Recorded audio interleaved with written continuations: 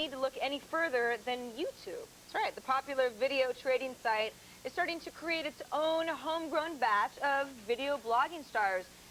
I mean, if the internet gave us Andy Milonakis, the least it can do is try to make up for it, you know? Yeah. Yeah. First, we've got the ultimate film geek. My apologies to Chris Gore on this. That's what he is. His username is RDTSMITW, and his deal is reenactments. He actually recreates scenes from all of his favorite movies, like Willy Wonka and the Chocolate Factory is one, The Breakfast Club, The Princess Bride. Good choices, by the way. He plays every single part, and he gets a pretty good audience doing it. A scene from Star Trek First Contact that he put together has almost 23,000 views. Not bad. We're also getting to the point now where YouTube celebs are having a financial impact as well. Bowie Chick here writes, she blogs about her life. And in a recent entry, she talked about breaking up with her boyfriend, but also showed off some of the cool things her new Logitech webcam can do. And she actually hit the jackpot on this one, almost 260,000 views. She also got a ton of questions about the webcam. Then a week later, 3 different Logitech cams jumped into Amazon's top 100 selling electronics. I call shenanigans. Do you? I think she's a Do you call viral. BS? She's a viral marketing ploy. She does not exist. No real girls on the internet. I'm sorry. But joining us today is Christina, our social networking website girl of the week. Yeah, they exist. Didn't you just Social networking is not real internet. She might not be real. On the internet. Hi, Christina. You don't know if she's real. She's going to be chatting it up with the viewers live from that comfy little gamer sack. I will then go later to verify that she is, in fact, a real human being, and I will converse with her. I hope she is. Deep down. Planet of the Apes Ultimate DVD now, edition. I love all their adjectives. Let me show you this. It comes inside of a monkey. Look at this. This bust. Look, and it's very furry. This is how you get your DVDs. This is how you get. Well, the DVDs are actually contained in this secret compartment back here where you pull it out. I'm freaking out. And there's, I mean, it's everything. It's all of the Planet of the Apes films, including the Tim Burton film. It's the television series, all the episodes of the TV series from the 70s, all the episodes of the cartoon show. There's a behind-the-scenes documentary called Behind the Planet of the Apes. There's commentary by Roddy McDowell talking about Planet of the Apes. Another commentary by Jerry Goldsmith. There's just so much stuff. There's a lost footage where they did test footage of the apes with Edward G. Robinson playing Dr. Zayash, eh? Yeah, I'm Edward G. Robinson. So, in a nutshell, there's a million and one things to do behind the scenes. It really is, it's so complete. It really is for the completist, like myself, who's into this stuff. And what I love about the Apes films, if I may get, now, look, the one thing that's about the cartoon show, I have to say, not as good as I remember it.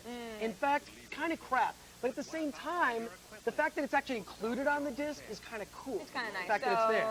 So we are wanting to. I'll tell you this: for the collector, this is definitely a buy. But it's $180. You can find it for under $150. You get your own ape. Who would have wanted? But it comes with a monkey. I know. I love this that. This is the monkey that you'll get really this awesome. week on DVD. It has hair like a troll. Yeah. Trolls from school. All right, so we're buying Planet of the Apes. That's great. Next up, Wonder Chosen Season 1. Okay, now Wonder Chosen, one of my favorite shows. Just gonna go put it's hard to find on MTV2, but the DVD has every episode, and it's just incredibly subversive. It's like a perverted kid show that just has a bizarre sense of humor with really offensive puppets. An offensive puppet named Clarence that goes around and harasses people on the street. Kids going around. There's one episode where a kid dresses as Hitler and goes up and asks people questions real innocently. And I know there's a lot of people on the offense who love Wonder Chosen. Are they going to love the DVD? The DVD is great because it has a lot of extras on it. One of my favorite extras on it was all the auditions of the kids coming in. So the kids are just being really cute, and the producers are launching into these questions to them. The kids are really caught off guard. So much funny stuff, really subversive, bizarre stuff. It's a definite. It's a buy. Yay! It's a buy. We're buying it's that good. Things. That's awesome. It's that good. All right. Well, I know that you always bring something extra with you. Yes. We only have a short amount of time, but let's hear it. A documentary you definitely should check out called Bukowski, Born Into This. One of our great writers, Charles Bukowski, no longer on this mortal coil, but you have to read his books, his poetry, and this documentary is fantastic by John Dullahan. All right, Bukowski. Thanks, Chris. As always, you bring the knowledge. Yeah. There's too much at stake.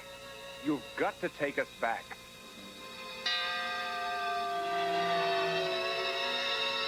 Be careful, will you?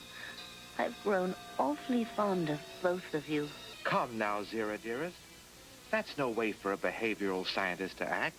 Right now, all I want to be is a female. For now, moving on. If you need to find that special gift for that special needs geek in your life, there's really no other place you need to hit than thinkgeek.com. Here to show off their endless nerdery is ThinkGeek co-founder Scott Smith. Scott, welcome to the show. Thanks for having me. First of all, love the site. I've been a huge fan of it for years. You guys have everything from like T-shirts to caffeinated bar soap for the shower. And I want to show off some of the stuff that you brought. Really, they're great cube accessories for anybody out there. Yep. This first one here, bit of a plastic bunny. It's called Nabaztag or Nabaztag. Nabaztag. It's supposed to be Armenian for rabbit. Okay, I don't know. I believe you, and Gesundheit. It's not just any other plastic rabbit. It has LEDs in it, and I'm told it's Wi-Fi enabled, right? Yeah, it's a Wi-Fi device, so you can use it basically anywhere. It can receive a whole bunch of different media types. It can play music, MP3s, you can send it. It can read email. It can also pull RSS feeds, so you can get like headlines from the New York Times or really anything you want. It also lights up. The LEDs light up, different patterns, and actually the ears move around. Yeah, we're seeing it kind of there. dances Someone around. sent it the Attack of the Show theme song earlier today, and it's playing it. And what I love is that it's also like a community device, so that if I have one and you have one, we're all online in the same area, we can send kind of messages back and forth, right? Exactly. You can send interactive messages. You can type in, it'll speak, so you can, you know, send some dirty jokes. Really or whatever. derogatory jokes to your cube mate when it pops off. He There you gets the go. HR notice and not you. There you go. I love it. I love it. How much is something like this retailing for? It's probably going to run about $150. Not bad. And they're just now starting to ship to the States? Yeah, that should be out in about a month. I love it. The Nabaztag? Nabaztag. That's correct. All right. Everybody will butcher the name, but everybody will have one as well, I'm sure. Now, a little pricey. This is a bit cheaper, and you guys sell this. This is about, what, $8? I know nothing other than it looks like this came out of my cat. What on earth is this thing? It's called the Amazing Desktop Dinosaur Plant. This, I got to be honest, Scott, not so amazing right now. Tell me this does something cool or lights up or has an Ethernet jack Yeah, somewhere. it basically can lie dormant for about 50 years, and then once you add water, it'll come back to life in about 3 or 4 hours. Ah, there it is right there. And it's a plant that's been on Earth for about 290 million years. Not this actual one, Sure. but it's been around for that long. So it's great for people who, you know, always forget to water their plants, can't get anything to grow. You can leave this for 20, 30 years, come back, you know, water it, and it'll come back to life. That's great. And really, it does grow in 3 hours. We didn't believe it. It says it on the packaging, but we checked it out for ourselves, and here it is, time-lapse. Over 3 hours, this thing will sprout. So you can literally, I mean, for the botanist masochist in all of us, you can grow it, then just let it die, regrow it, etc., right? That's right. $8, not bad. Now, really quickly, I want to rattle off some other things here because we've had a lot of fun with, let's go like this 5-day weather forecaster. What's this thing here? Yeah, it's basically it's a wireless weather forecaster. It gets weather from AccuWeather for 5 days. It uses e-ink and an e-paper display. It's low power consumption. Right. Very cool looking thing. I think this is going to be on everybody's desk. Now, this is something we've also been floating a while. This is involving magnets, right? Yeah, it's a levitating object. It uses microprocessor-controlled magnets to levitate the shuttle. You can actually rotate it clockwise, counterclockwise, or you can just turn it off and it just floats. I love it. I love it. Oh, one more thing. I gotta. There it is. Yeah. Force drains me. Now, what is this bad boy here? That's the Darth Maul dual-bladed lightsaber. Ah. Oh, now, to make these in the past, you needed a little bit of duct tape and some spare time. But Yeah, now they built the real thing. And this is all master replicas, so it's high-quality stuff. Yeah, exactly. It's all, you know, authentic sound effects and so on. I love it. Good stuff. I love the Think Geek. Scott, thanks for coming on and Thanks for showing having off the awesome stuff. Everybody, the guys from Think Geek, they've done you one better. Someone take this lightsaber, please. Get this out of here. All right, there we go. They've got us a pile of T-shirts, some office toys, love the Monty Python bunny, other cool stuff, and we're giving it all away to you. So send us an email to thinkgeek@g4tv.com. Include your name, address, and your T-shirt size. We'll reply and let you know exactly what we're getting you. All right. Also, we'll have the links to the products that we just showed you on our website as well. And for more of that stuff, you're going to love it. Make sure you head on over to thinkgeek.com. I go there all the time. It's constantly updated. On Sunday afternoon. I feel you. Yeah. All right, we've got a brand new user-created challenge for you guys next week. We want you to make your own music video for a song that we're going to give you. So we cut together a little piece to really inspire everybody out there. Yeah. Give you a taste of the song and what you'll be working with. Here it is. The song is Don't Call Me Stupid. My dad says it's beyond me if I'm not a fight. My girl says I'm a loser and I'm no use at all. I know I'm not no genius, but just don't call me stupid. You can download the MP3 from our website. Just make sure you only use video and pictures that you shot or created. You know the rules. And we want music video stuff, everybody. So go to the park, break out the skateboards, drive around town, whatever you got to do. But then go to G4tv.com/user-created to get the song and the details. And we will show our favorite next Wednesday. I want somebody to do a buddy montage, you know, hand in hand in the park, eating ice cream. It'd be cute. All right, still ahead, we hit the bars and the bottle, and another edition. It looks like you're still on the fence, which is fine, no pressure. So what I'm going to do now is turn you over to one of our best sales guys.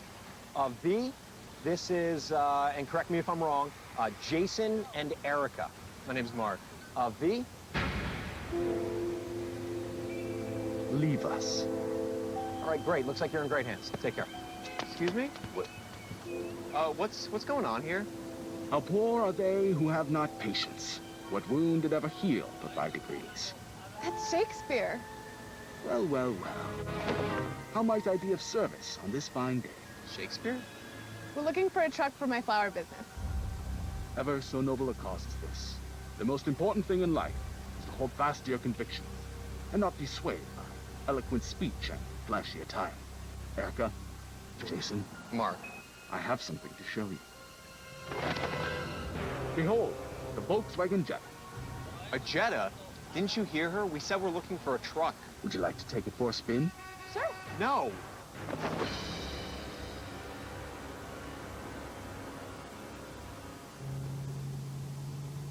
I like how it handles. More rim and less tire provide better cornering and more accurate turns. Do you like music, Erica? Are these CD controls in the steering wheel? Are you kidding me? Your hearts are strong, and your credit is excellent. This is very good news. Listen, I'm not buying anything from someone who won't show me his eyes. Behind this mask, there is more than flesh. There's an idea, Jason, and fantastic savings. And that is bulletproof. Signed here, here, and here.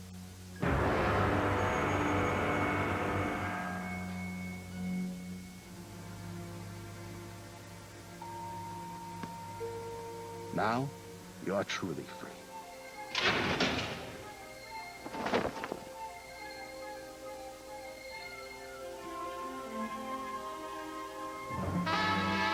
Go to the door.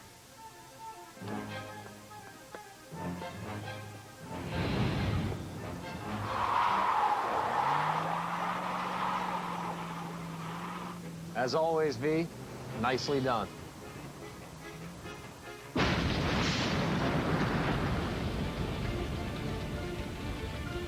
Crap! Why'd you do that? They did not hold to their convictions. So, Poker Thursday?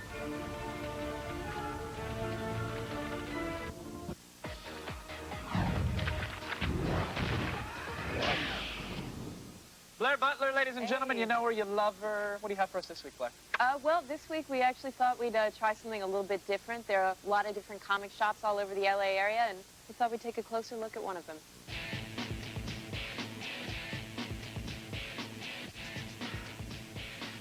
Ah, Secret Stash. Yeah, the name of this comic book store probably makes you think of weed, but what makes this place different is the fact that it's owned by Kevin Smith. Yeah, that Kevin Smith. He started the Stash as a labor of love in Red Bank, New Jersey, but this LA-based store is a comic book mecca for ink geeks from up and down the West Coast. Just don't mention the West Coast Avengers. I don't like to talk about that fairly embarrassing chapter in comics history. We sell DC, we sell Marvel, we sell a lot of the indies. A lot of the stuff that you expect to see in a comic book store. We sell toys, apparel, statues, memorabilia. The LA store opened its doors in September of 2004 and draws fans for its mountains of merch and for its frequent celebrity visitors. And of course, Mr. Smith drops in from time to check up on his baby. I usually say just pop in from time to time, because whenever either Kevin Smith or Jason Mewes are in the area, they pop in. Comic fans come from miles around just to get their books signed by famous comic creators like artist Jim Lee and scribe Jeff Johns. Our first signing for our opening actually went just about 24 hours. We stayed until everybody got everything they wanted signed. And we're doing excellent business, and we're providing something for the community that they didn't have before. So if you're in the LA area, be sure to roll by the Stash, because there's plenty to buy, and Kevin Smith wants your money. All right, so that's the secret stash, huh? Yes, Kevin Smith's little baby. People should go and peruse the comics. What do you have for us this week, though, Blair? Starting out, we have Blue Beetle #1. This is a DC comic, an old DC character, Blue Beetle. Big Something for everyone. You know, you got your holy grilled cheese sandwiches, your ironic T-shirts, and your Lego interpretations of Bible verses. And yet, for some, just not quite enough. So we found a site called Etsy.com, ETSY.com, where you can request specific items and people will make them for you. So, of course, we immediately found ways to really abuse this service. So we made some pretty strange requests to find out if they would actually make these things. It was just a fun little experiment. The first thing we asked for was a cross-stitched B. Arthur. Did they make it? Well, Kinda. Okay, so what they did was they painted a pattern for us based on a picture of B. Arthur. She's cute there. So we provided a picture, they painted the pattern, but they wouldn't do the cross-stitching because they just said it would take too long. Unbelievable. Looks like we made some decent progress on it, though. Yeah, we did. Thankfully, one of our producers has his own cross-stitching kit. So, yeah, that's how we roll around these parts. Michelle. Yeah. Oh, you just threw him under the bus. I'm sorry. All right. I would be proud if I were. Next we asked for a scarf. We did. But this wasn't just any scarf. We actually wanted George Carlin's 7 Dirty Words knitted onto the scarves. You know, the ones that the man won't let us say on television. See that? Did they make it? I'm holding it right now. They did, but of course we had to, as you see, we had to cover some of the letters here. Let me just feed this on through here. I think you'll get the idea. What sucker mother? Well, that's pretty good. So they definitely made it for us. It's great to wear in any weather. Here's the best scarf ever. Here's a picture of Anya, though. This is the shocking part. That's the sweet little innocent girl that made it for us. I mean, it's awesome. I love how they let us know who was actually, who knitted that scarf, that dirty, dirty scarf. Finally, last but not least, we asked for an anatomically correct felt Ron Jeremy doll. Did they make it? Yeah. Anatomically correct, my friend. So here's what happened. Here's what we had to do. I had to draw a picture, which was slightly embarrassing during work, trying to kind of sketch what this... We wanted them to know what we meant. Yes. So then I scanned it in, and we waited for the bits to come in. $60 later, we got pretty much what I drew. Yeah, look at that. So now, we, of course, there's certainly some restrictions. Yeah, you can't show the twig and berries. We've got a little bit of a plumber's crack going on in the back. But I'm telling you, folks, it's to scale. It's there. It's there. To scale. All right. In fact, and here's a picture of Carmen, who made this little perversion for us. Hope your parents are proud, Carmen. Thank you very much for your...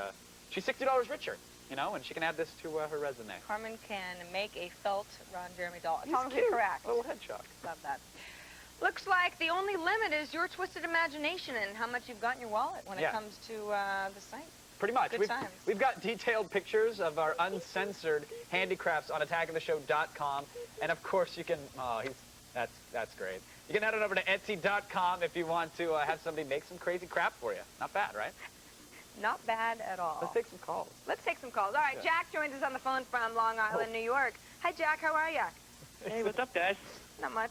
I got to put this away. It's falling off. You know what? Things are getting a little inappropriate. We're playing with anatomically correct felt toys. Yourself? Not really, but that's pretty cute. Awesome. Thanks. Thanks, Jack. We think so. What's your question? I just got a question about the Nintendo Revolution. Do you think that the price of the Revolution will make it a serious next-gen contender? I mean, isn't the Revolution... He is mysterious. He is subversive. He's also French. Yeah. I give you the Invader, fresh from the street art front lines. Check it out, everybody. My name is Invader, but generally people call me Space Invader. Invader is an anonymous street artist from Paris who is determined to make his mark on the world one small square at a time. Space Invader is this crazy, mysterious man who goes all over the world, and he creates these little tile mosaics that look like the characters from the game Space Invader. I think it's interesting because I create a link between mosaic, which is a very old and traditional medium, and computer pixel. Invader's work has landed in almost every major city in the world, and he is certainly living up to his name. I choose Space Invader for a few reasons. The main one is that the name was perfect for what I'm doing because I'm invading space. When you are looking at Space Invader's work in a gallery, what you're seeing is just a secondary representation of what he does in the street. Over the years, Invader's mini army of street mosaics have garnered him worldwide attention, so much so that his work is as likely to be seen in a gallery as it is on the side of a wall. Our house is kind of up on the side of a hill, and you can see it from the freeway, and we were actually talking about having them come and do one on the side of our house. I decided to use Rubik's Cube to make some piece for the gallery. It's different than what I'm doing outside in the streets. It shows a new part of my work where I use Rubik's Cube as an artistic medium. I prefer to be masked. Despite his popularity and transition into the legitimate art scene, Invader is forced to hide his identity as a result of the illegal invasion on private property. I like the idea of nobody know my face, nobody know my name, then people can imagine a lot of things. I like the idea of having like a little army all around the world. I don't think I will stop. Next time you see that quirky little icon, you'll know exactly where it came from. Invasion of G4 successful. For even more on the invasion, go to attackoftheshow.com. That's our website, kids. Now keep it where it is, though, because there's lots more Attack of the Show to come. For instance, artist Anthony Osgang is... Artifacts just for you. They're today's gems of the internet.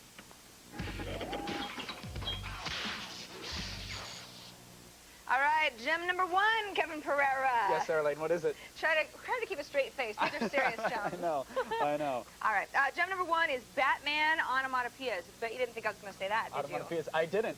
Especially with the phonetic way it was written in the teleprompter. Onomatopoeias. Shut up, Kevin. Oh, so was I not supposed to break that fourth wall? Listen. What are onomatopoeias? Let's go. Anyway, collection of onomatopoeias. Of course, those are, you know, the word is spelled out like it sounds, like kerplunk or something like that. Yes, kerplunk. Not really like kerplunk. That's actually kind of a bad. Or crash. Crack or crash. Impregnated. What? I don't know. I just figured it made that noise. Is there something? I just wouldn't know. Anyway, this particular collection is from the Batman show from the 1960s. So, for example, whacketh. That's pretty or flurb with 5 B's. You need the 5. That could be someone drowning. Or touche. I don't really understand that one, to be quite honest with you. Yeah, but it's like there. All right, fair enough. And I'm guessing Kersploosh was used, you know, in that memorable episode where Robin got food poisoning after eating the bad sushi. Oh, come on, Sarah Lane. What? All right, whatever. Why did that? It's something falling into the water. You don't have to... Okay. Sorry. Onomatopoeias. Next one. I said it again. Gem number 2, Bigfoot merchandise. Sweet. That's right, my friends. Now, see, a blogger noticed that there was a subtle rise in interest of Bigfoot and cryptozoology, so he wants to show off his Bigfoot goods. For example, like a collection of Bigfoot merchandise from the groovy age of Bigfoot-like, the classic giant snow monster board game, or the Escape from Skull Mountain Evel Knievel action playset complete with Yeti. Yes. And finally, the nemesis of the $6 million man, Bionic Bigfoot. Oh. You know, if they're going to rebuild a Bigfoot as a bionic super soldier, you could have given him bikini wax. I mean, that poor guy is hairy from head to toe. Clean up the area. Nobody's going to love him. Clean it up. Just trim. Just trim it, ladies. Just trim.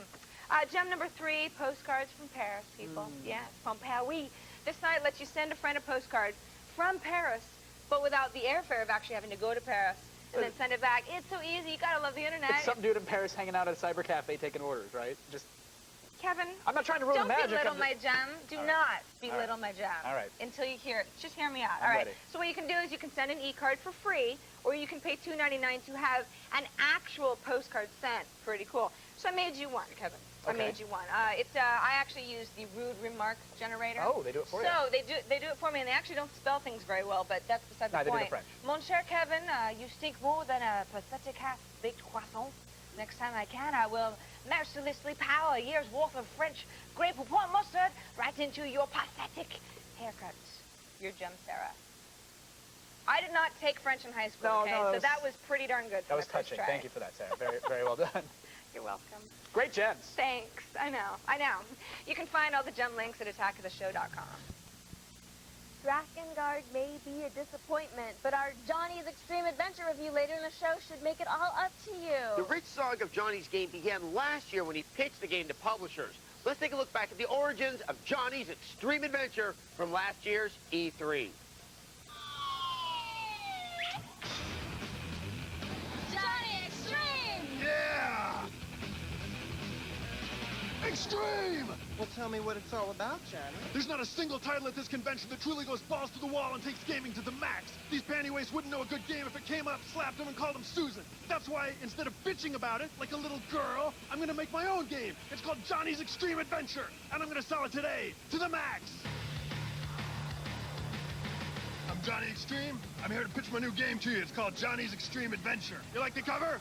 That's good. That's me. I'm Johnny Extreme. Do you have any games that you consider to be in the genre of ass-kicking, ball-punching to the extreme games? Absolutely. Well, here's another one for you, but this is going to be the most ass-kickingest, ball-punchingest game you've ever played. You extreme? Yeah. Are you extreme enough for my game? Yeah. You ready for Johnny's Extreme Adventure? Yeah. All right. When you first start the game, you don't have any weapons, okay? Right. You just have your extreme power. Later on, you've got like a rocket launcher that shoots chainsaws. But the chainsaws explode. It's going to have katanas like wrapped all around, like taped to it.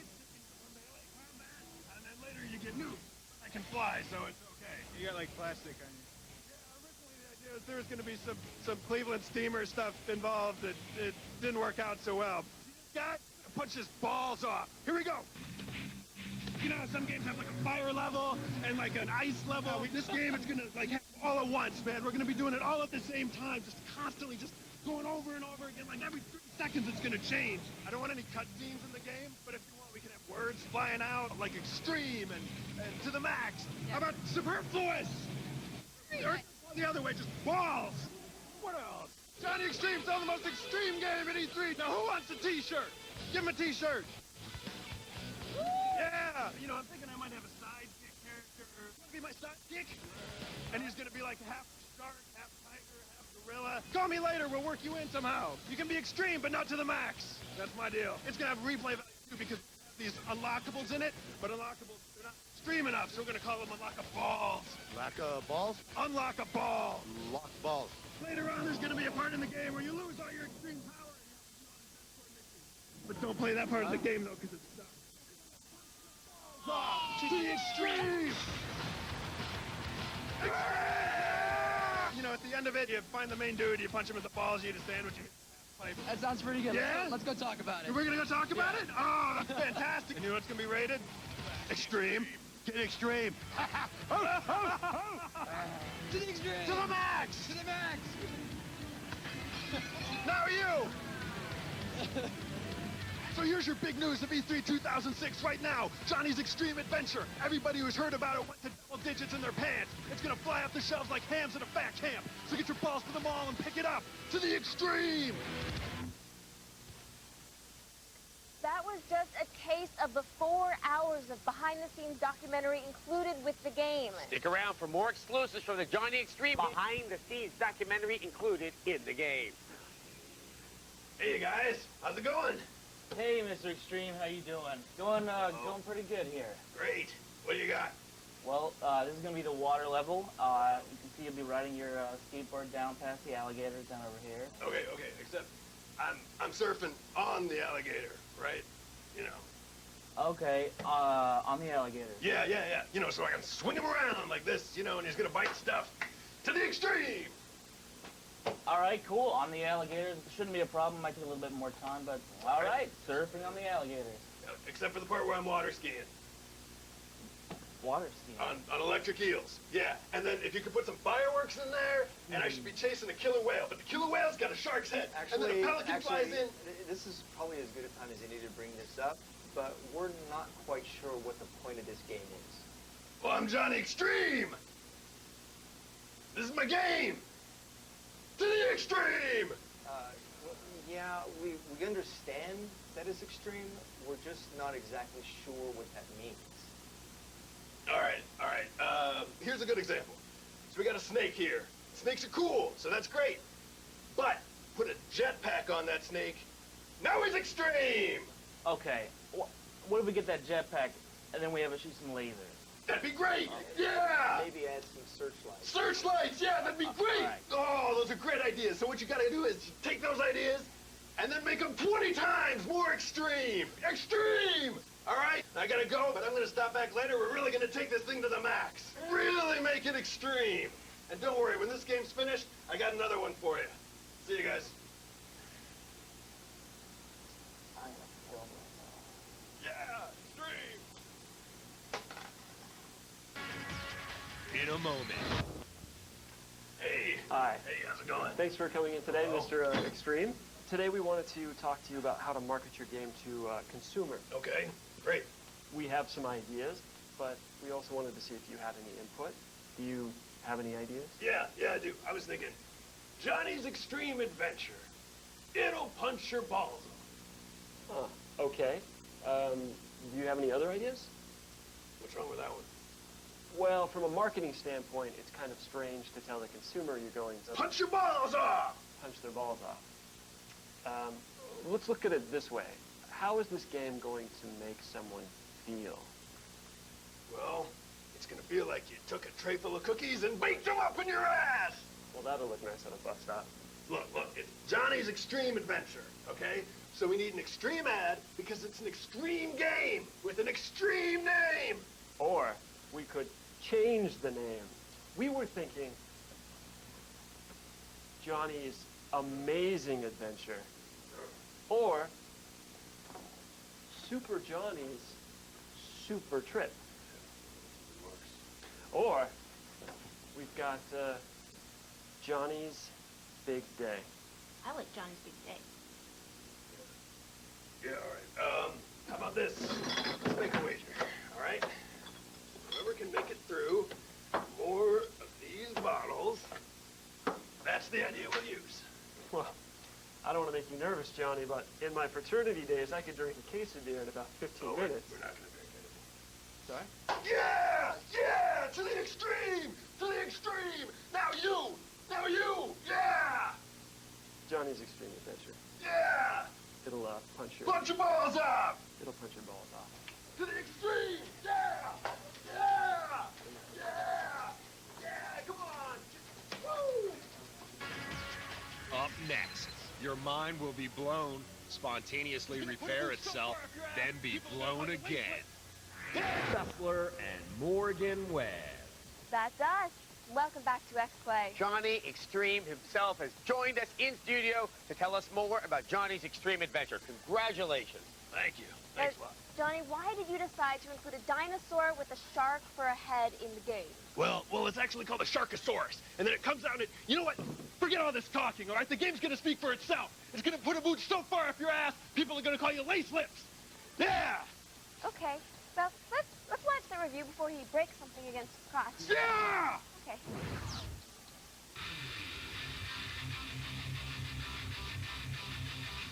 Extreme! Johnny's Extreme Adventure is a side-scrolling shooter along the lines of the Contra or Metal Slug series. You play as Johnny himself, taking out hordes of monsters on your quest to be extreme to the max. Extreme! Everything Johnny promised is here, from the extreme powers, to the nukes, to the constantly changing levels. Extreme! And yes, there is a rocket launcher that shoots chainsaws, that explodes. The game has no plot to speak of. Instead of a life bar, Johnny has an extreme meter that fills up as you vanquish your foes. When the bar is full, you become extreme to the max and can use your extreme power to become an unstoppable juggernaut of destruction. Extreme! After a while, all of the extreme action becomes exhausting. There is a little replay value due to the unlockables, which unlock new characters and weapons. This game kinda sucks. For the most part, though, Johnny's Extreme Adventure is just your average side-scrolling shooter to the max. We give Johnny's Extreme Adventure a 3 out of 5. Extreme! 3 out of 5? 3 out of 5? That's not even extremely bad! Well, when all was said and done, Johnny, the game wasn't that remarkable. What are you talking about? This is the most extreme game I've ever played! Actually, we were both wondering how you considered a 2D side-scroller to be an extreme game. Did you play the game? You know what it is? You can't handle it. It's too extreme for X-Play, and you can't handle it. Well, who needs you? I'm Johnny Extreme, and I'm out of here. Johnny Extreme! I am not cleaning that up. You think you took it okay? Some say if we begin explaining good and evil in the same way over and over, that we will then lose the ability to tell them apart, hastening the end of civilization. People, it may be time to open your canary's cage. Give it a tiny Swiss Army knife and a practical yet fetching goat skin full of your favorite Chardonnay and send him on his way. The end is near. How about a good-looking dude in a really fast car? Taking on people from prison who are killing old people. Please, I have grandchildren. Really, I'm serious. Cage birds love Chardonnay. Pursuit Force for the PSP lashes you to the rudder of the fast-paced lifestyle and impossibly good looks of this guy. He's impossibly good looking because his face is made out of squares. Think Spy Hunter as you soar off after villains in a series of ghostly gas-guzzling but ever-so-fleet forms of transportation. And though at first you may think your rat-ass dude may be holding Egyptian hieroglyphics, they're actually different guns. Pistols. Shotguns. Machine guns. Ooh, don't tell me. Was that a 41 caliber single-shot Ruger Blackhawk? You bought a BB gun when you need a bazooka. Anyway, bullets are flying, people are dying. But wait, what's this? I can jump from car to car, from boat to boat. Are you kidding? It's like being in an episode of Fastlane and being spit, not swallowed, out of a beautiful woman's mouth right into action's fiery laugh. Once prompted, you can utilize the jump feature that thankfully triggers a never-miss routine, which gently places you with an evil, bloody fist. Once on board the good ship Bad Hombre, it's time to put the offending felons to bed, forever. You can also shelter behind fenders to avoid personal perforation, which often leads to character death. That's gotta hurt. Many vehicles handled poorly. Boats, for example, were really sluggish and caused more frustration than gaming joy. Give it a rest, cop. You're out of your league. There's also annoying moments where the game difficulty would ramp up, making small sections very challenging. Many civilians have died due to your incompetence. Not a bad attempt here, and it should whet your parched action palate for a bit. But this beverage will not lead to intoxication. With the sound of Medicare-confused geriatrics... Get your mitts off me! We give it a 3 out of 5. Stick around after...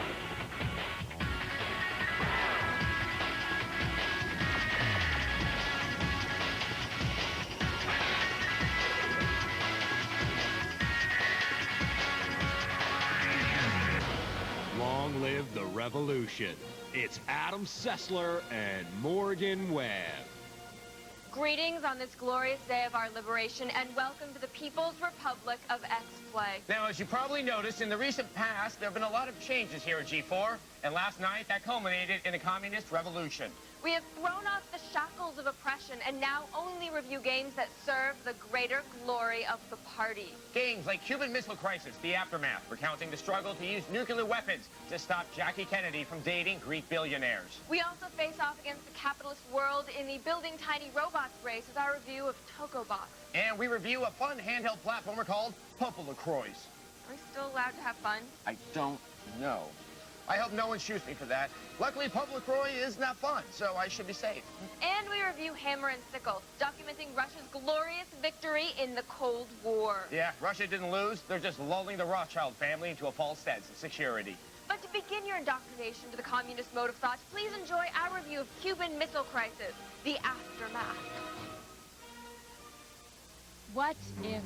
The eternal ponderance that asks what might have been if events had only turned left instead of right at the crossroads of destiny. What if Mary Kate had been Ashley? What if the Mega Man franchise had ended with Mega Man 2?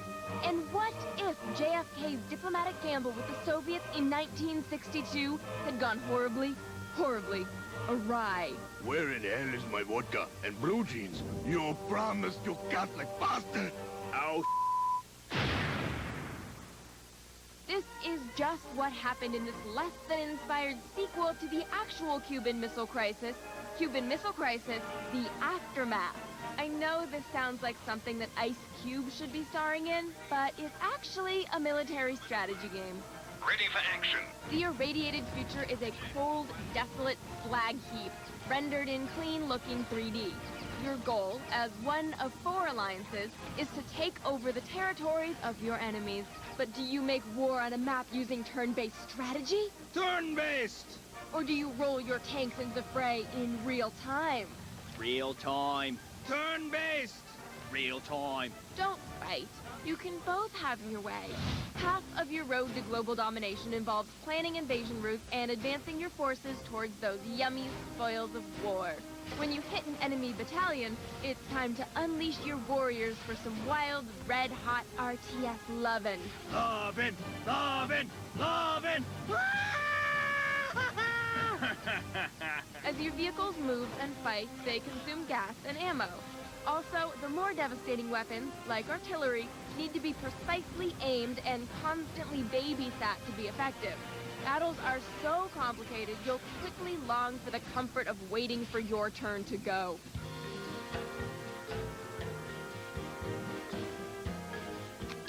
The fog of war is restricted to a tiny field of view for each soldier.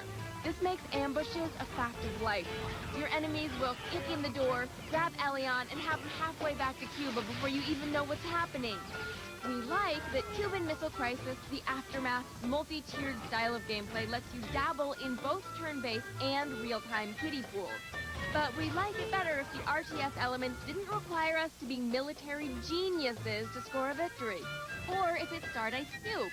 Cuban Missile Crisis, the Aftermath, earned 3 nuclear winters out of 5. Ice Cube! Ice Cube! Ice Cube!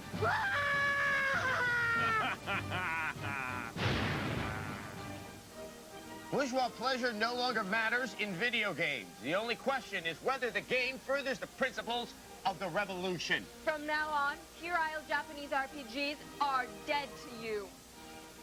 The only games we will play are war games to ready you for our future struggles, which we hope will be turn-based. And farming sims, because they're adorable, and it's important that you learn how to castrate sheep.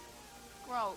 Well, soon, we will develop a new generation of games that will bring the spirit of the revolution to consoles everywhere. Except, ironically, the revolution, which is too full of Nintendo magic to ever espouse one political doctrine.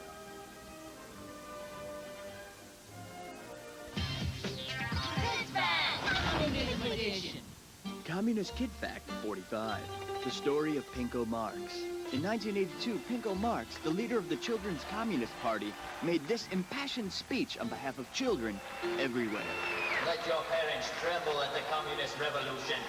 The proletariats have nothing to lose but their dessert. Children of the household, turn your backs on your bourgeoisie parents. Take back your playtime by any means necessary. 2 days later, he was sentenced to his room without dessert. Kid Fact! Adam Sessler and Morgan Webb. Welcome back to X-Plays. We continue to celebrate the glories of communism. Well, Adam, we would celebrate it if celebrations weren't a decadent capitalist notion. Sorry. Being sorry is also a decadent capitalist notion. Don't make me re-educate you. I hate God. That's better. Okay, so you may have noticed that we've got a line of interns coming out the door. There's been a slight first-person shooter famine this year, which in no way puts into question the principles of the revolution. We are certain it is the result of some sabotage by capitalist forces. Sure, several million interns have died already, but this should all clear up real soon. Hey, how come I have to play Medal of Honor European Assault? The death toll may increase a bit before the famine is complete. Interns, pay attention. In the communist worker state, all games are equal. We can't give out good games, or some people will get jealous. In the socialist paradise, there are no ones, there are no fives. All games are 3 out of 5. Yes, and only games that teach revolutionary themes, like the importance of collective action. Here's a review of Tokobot. In awe at the strength and power of X-Play. The revolution cannot come through the efforts of any one worker. Strength comes in numbers. Yes, like the mindless mobs of people who burn down Detroit every time the Pistons win a championship. So now that we've forged our interns into a single force of political destruction, it's time we move on to liberate other gaming shows. Watch your materialist ass, Keeley. Communism Edition. The story of Pinko Marx continued. After being released from the gulag of his bedroom, Pinko made this impassioned plea. Parents of the household, I ask one simple truth from this government. From each according to his ability, to each according to his need. And I need a new Game Boy. Pinko never received a new Game Boy on Christmas, but a Tiger handheld baseball game. And we all know how much that sucks. Kid Fact! In observance of our great leader, it's Adam Sessler and Morgan Webb. Welcome back to this special Commie-loving edition of X-Play. I'm a model worker. During the commercial break, we took our intern army and attempted to invade the Style Network. We were repulsed by a crack band of associate producers who look a lot like Ryan Seacrest. Our interns have grown weak. There's only one answer. A great leap forward? It's been done. Instead, I'm declaring the beginning of the significant hop that way. Now you're talking. If we are to achieve my goals, things have got to change. Ooh, is there gonna be a makeover musical montage like Made in Manhattan? No. Interns, from now on, your game reviewing quota is doubled, and I'm cutting your Mountain Dew ration by half a liter a day. Yes, you've been taking too many bathroom breaks. You should be farming gold on World of Warcraft. The Chinese don't waste time peeing when they could be killing muculent ooze in the Ungoro crater. You know, and the money you guys raise farming gold are the key to our revolutionary efforts. We need this money to fund our guerrillas working to overthrow the capitalist gaming shows on other networks. If VH1 learns to capture game footage, will any of us be safe? Remember, the capitalists will gladly sell you the rope you use to hang yourself. We're communists. We'll give you the rope for free. But guerrillas are only one column of our revolutionary army. We've also got our gaming propaganda. Here's our review of Popolo Croix. Brass, sentimentality, big-eyed children, mythical monsters. It's a sign of a nefarious element undermining the precepts of the revolution. I thought I smelled Armenians. No, Morgan, cuteness is a sign of the most dangerous threat to communism. The opium of the masses.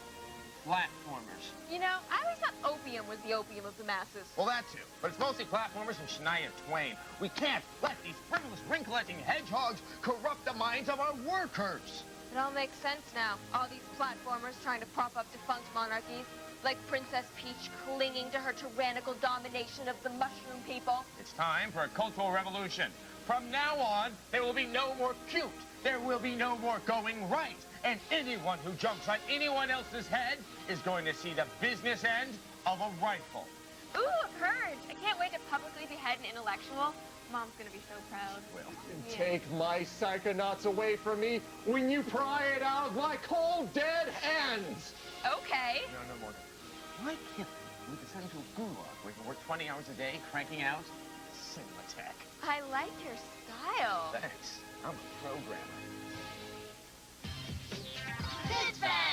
Communism Edition. The story of Pinko Marx continued. Before entering adulthood and graduating from elementary school, Pinko made this final speech.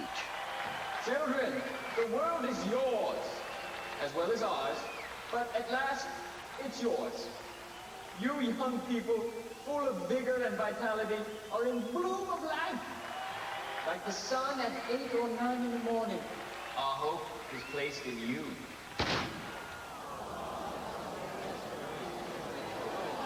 Pinko was assassinated by his parents on June 4th, 1989. 5 months later, the Berlin Wall came down. Coincidence? Most likely. Kid Fact. It's Adam Sessler and Morgan Webb.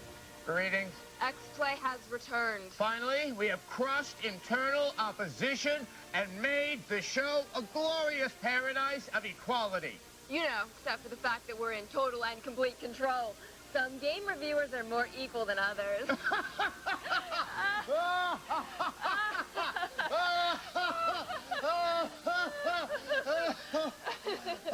You know, I always thought being drunk on power would be more like being drunk. Adam, have you tried electrocuting someone's testicles? You know how that always perks you up? I don't know. The magic's just all gone from it. You know, you torture one class trader with a cattle prod, you've done it to all of them. Oh, come on, Adam. Fidel Castro's been subduing the people of Cuba with fear and torture for over 40 years. You can still see the passion in his eyes. I don't know. Plus, once I build my secret hideout in that volcano, I'm sure things are going to get a lot more interesting. What are you talking about? We're communist dictators, not Bond villains. Yeah, it's all the Cold War to me. Plus, as I grow older, I plan on becoming paranoid and stockpiling nuclear weapons. It'll be like the Golden Girls meets Apocalypse Now. The Cold War. Those Russians really knew how to run a fear-based government. Yeah? You know what? In honor of their magnificent legacy, we present our review of Hammer and Sickle. The big war is finally over. Europe is left to clean up a big mess, and of course, to begin creating a new mess. A big old pack of dust bunnies known as the Cold War. With Hammer and Sickle for the PC, the collective fear is no longer Hitler, but the bomb. That big, bright bloom of final punctuation on the end of life's silly sentence. It must be stopped. And so must this game. It's 4 years after war has rearranged all of Europe's furniture. You'll start this stinker in a dank hovel, commiserating with an old friend about new intrigue. He has little information other than the fact that the mushroom cloud is looming. They want to justify using atomic weapons on us. A lack of information really plagues the game. Nobody knows anything. Not you, not the game, not the characters. The title just drops you into darkened little towns alone or with a couple of pals, and you'll then proceed to figure out what you'll need to keep playing more. As you can see, the graphics look as if you've eaten Europe and puked it up on the screen. Огонь! Why? Buildings are adequate, but convey a reality closer to that of a dollhouse than of post-war Europe. Voice acting also makes an abysmal appearance. Why? Everything overly suffers when it dies, and then pops off some strange saying or crappy lift from the Patton movie. I didn't want to die for my country. The control scheme and in-game camera has the fluidity of pouring concrete, and zooming in only enhanced the variegated shades of pixel bloatation that is in the title's details. The soundtrack heaves from atypical espionage to, yes, bad metal. Thick, molten, deadly mugs of chug underscoring every time a weapon is produced. This is the sound your ass makes after you eat this game. Why? Some classic RPG elements are adhered to. Skill upgrades, interrogation, and weapons acquisition, combined with strategic elements, may tickle the purist, but only for a giggle. After you and your pals choose the path of glory, the computer will make its turn. Then it's yours, and everything is taking forever. Having very little story will cause you to get lost or just play trap within the game. Get a bazooka! Damn commies just started World War III. And if not for quick save, some spots could potentially be a game and life ender. With an ever-improving array of better titles out there, there's really very little excuse for this grim goulash. A 2. Why? Out of 5. Oh, Mama, that hurts. Help! So, during the review, the interns, they kind of staged the coup. Silence, tyrants! Your crimes against Indonesia will not soon be forgotten. I was acting on orders. I never meant to hurt you guys. I'm a quarter intern on my mother's side. Seriously. Silence, tyrants! It's our show now. And now it's time for viewer mail. Today's viewer mail comes from Alex in Washington. Dear X-Play, the funniest things on your show are when you have interns on. They are great. Yeah, Alex, we agree.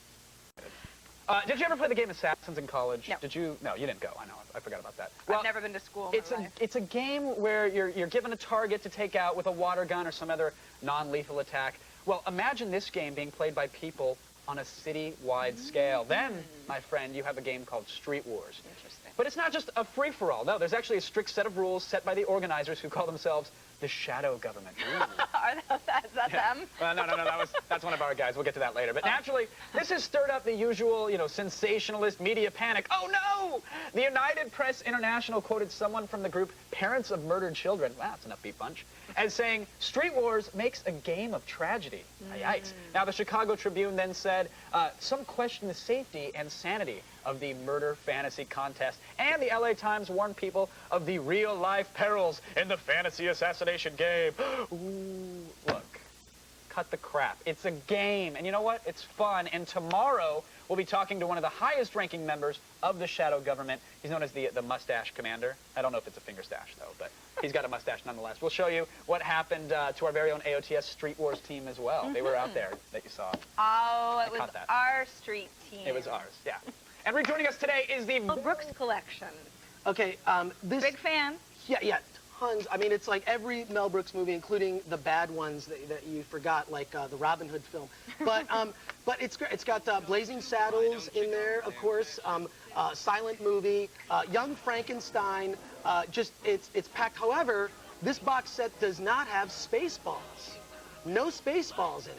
So I find that surprising. Yeah, I mean, come on. It's not complete if you don't have Spaceballs as part of the collection. Is there a reason not to add a well-known movie by him? You know, they only have a certain amount of slots? It could, yeah, maybe it had something to do with the rights or whatnot. I mean, Spaceballs just did come out in a special edition a couple months ago, but to me, that's a big, it's not worth getting the collection if one of the key movies isn't in it. Sure. For my money, actually, I think you really need to buy Young Frankenstein and Blazing Saddles. The rest of them, rent the collection to see the movies that you may have missed. But it's not worth picking up. I hate to say that. Love Mel Brooks, but all right. Yeah. Well, we passed. We rented. Yes, this is not our best DVDs day. Not our best one. But sometimes you just got to be honest. Yep. All right. A little quick pick. Conjure mini DV feature film by Matt Bush, worth checking out. Mini DV horror film. Conjure. Check it out. Thanks, Chris. Excellent. Yeah. For more movie madness, visit filmthreat.com or.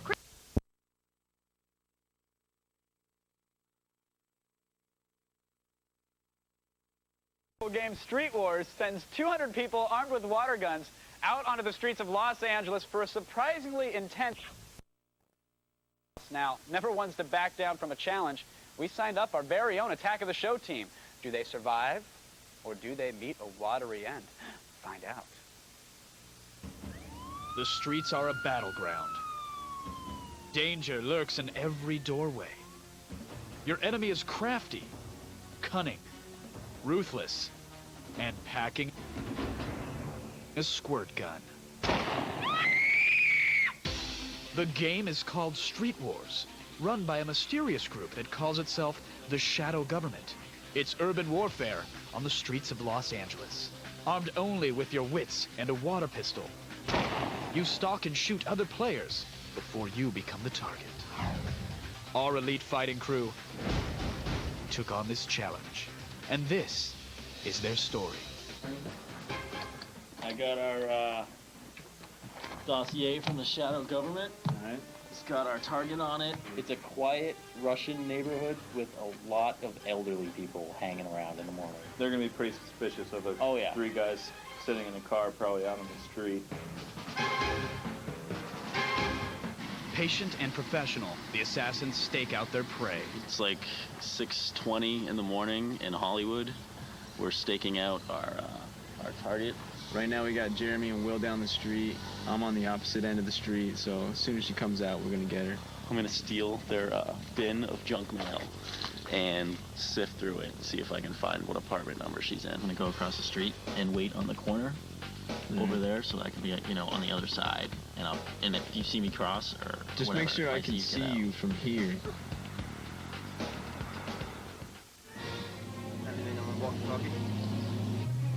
I got a visual on her right now. This chick's doing like 60 on a city street. Oh no. Now the lights change.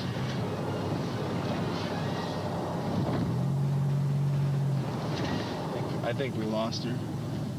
I don't see her car. Days after the failed ambush, the assassin goes about his normal routine, all the time, waiting. When I go home, I end up driving down my block twice just to make sure no one's there. Then I park like a block away. And then I slowly walk up with my gun. That way I can see that oh shit! Back in bed!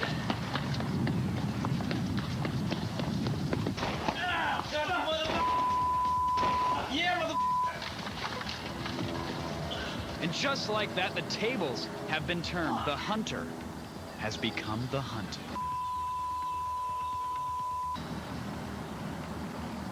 Dude, it's over. Yeah, so there you have it. Not only was Jeremy defeated, but he screamed like a 6-year-old girl in the process. What a loser. Once again, this is no joke, folks. It's actually going on right now, and it's got the mainstream media in their usual tizzy. And with us now is the head of the game's organizational body, the Shadow Government. He's the mysterious figure they call the Mustache Commander. Commander, are you there? Yes. How are you? Doing very well. Thank you for joining us today. I want to ask, Street Wars has been causing a lot of controversy in the mainstream media. They've been saying that this game encourages violence, it glorifies homicide. So basically what I'm asking is, are you hiding behind that mustache because you know full well that you're really just training terrorists? Well, number one, I am offended by your suggestion that this mustache is not real. This is a fabulously sexy mustache, and I wear it mostly for the ladies. Okay, I'm sure the ladies love it, but how do you feel about the media saying that you guys are training murderers? You're glorifying violence. I think that the media is doing an excellent job of doing their jobs. I think, you know, when you want to cover a story like this about young people, adults acting like children, going around playing, it makes good sense to put that dimension to the story. But I think at the end of the day, what it makes this game really attractive is this juxtaposition between what seems to be dark, you know, the hunting, the stalking, and what is obviously completely ridiculous, which is adults running around with big, brightly colored water guns. Sure. Well, it's not just a game of tag with squirt guns or anything like that. I mean, you've got people running around with squirt guns, and yet they're getting stopped by the police. Even our own team got busted while they were stalking a target. Now, the game's been going on all over the world for a few years now. Have the cops ever actually tried to shut you guys down, or are they generally okay with it? It's funny that in Los Angeles, for whatever reason, we've had a lot more friendly interaction with the police department than we've had in any other cities. But that said, so far, all we've had is occasionally the police will come by and then they'll find out what's going on. They'll either call somebody a moron, or they'll sort of shake their head and they'll laugh and they sort of go about their way. Now, how did you and the Supreme Commander actually conceive of this entire game? What was going on when this came about? We have always been ready to live our life a little more excitingly, and we just always wanted to create something where people could live their life as if they were in an action movie for 3 weeks. And so this is kind of where it came from, and we just sort of made it happen. And at the end of the 3 weeks, the prize for winning, is it a mustache ride from the commander, or is there money at stake? Well, the mustache rides could happen. But we give them always ample amount of large bottles of booze. We do give them a plaque to commemorate their achievement, which on it is mounted a gold gun from our own personal collections, and $500 worth of currency. Oh, nice, nice. That's good cash value there. What kind of skill set does it take to actually be a top Street Wars assassin? Is there something that makes someone a little bit better, an elite player? Well, obviously you need to have great skills in stealth, creativity, intelligence, ninja training, and most of all, the ability to rationalize completely ludicrous behaviors to yourself when you're sitting there in the cold, in the rain for the past 7 hours in your car on a Friday night waiting for somebody to come home. So 7 hours in your car on a Friday night, so you have to be unemployed or just single to really enjoy this game, right? You know, that's a good question. Since people always ask us, what's the demographic of this game? Is this just guys with no jobs, frat guys who play video games all day long? And I understand that question because that's what I thought would happen when we started the game, but surprisingly, it's never really been that. In any given game, we've had maybe only 3 to 5% college students, and most of it are late 20s, early 30s, fully employed people, and many with children. Yeah, it's moms and dads. I love the concept, and I can see how it would have such a wide appeal. If anybody has an ironic sense of humor, they're obviously going to love it. I have a final question tonight. It's an important night here in Los Angeles in the Street Wars game. What's happening later on? Wow, today, the Supreme Commander himself will be arriving into the city of Los Angeles. The reason being, when the regulation 3-week period is done, if there's not just one assassin standing, we have to have a sudden death tournament. And in the sudden death tournament, the assassins have to go up against the best, which is Supreme himself, and see who can wet him first. Whoever does so wins the tournament. It's a very exciting game. Mustache Commander, I thank you for coming on and sharing your info with us. I'm a huge fan, and I wish you luck with the next round of Street Wars. Thank you. Everybody, for more on Street Wars and to find out when the next game is actually on, visit streetwars.com. And stick around while you're at it. We have an exclusive look inside Final Fantasy XI. The wheels are off, Sarah Lane. That's a technical term. No, the wheels are in motion. Oh. All right, well, let's get this little gravy train going. Let's Okay. get wheels. Choo-choo. First up, the topless mouse. What is that? Oh. It's, you know, just when you thought sitting at your computer late at night couldn't get any more perverted, there you go. It's got 2 perky nipples for left and right clicking. Oh, so you click the boob. Yeah, you do. I don't know if I can say what I was just going to say, so I'm just going to say yes, you do. You diddle the mouse. You do diddle it inappropriately. Ergonomically, though, it's very friendly to the hand. You can put your mouse where the scroll, or your head where the scroll wheel is, and say brisky if you want. Gamers, though, will finally realize once and for all, oddly enough, it doesn't feel like a bag of sand. No, I don't know where that rumor got started. Whoever said that? Really? They don't. They don't. I mean, maybe some do. I sometimes like to play that Indiana Jones thing where you weigh it like it's a bag of sand against something else. I'm like, box of Cracker Jacks weighs less. Good job, sweetheart. And I smack her. 0 bids starting at 1747. No one's in on it. I find that Get in highly on it. reasonable. Now, what else you say?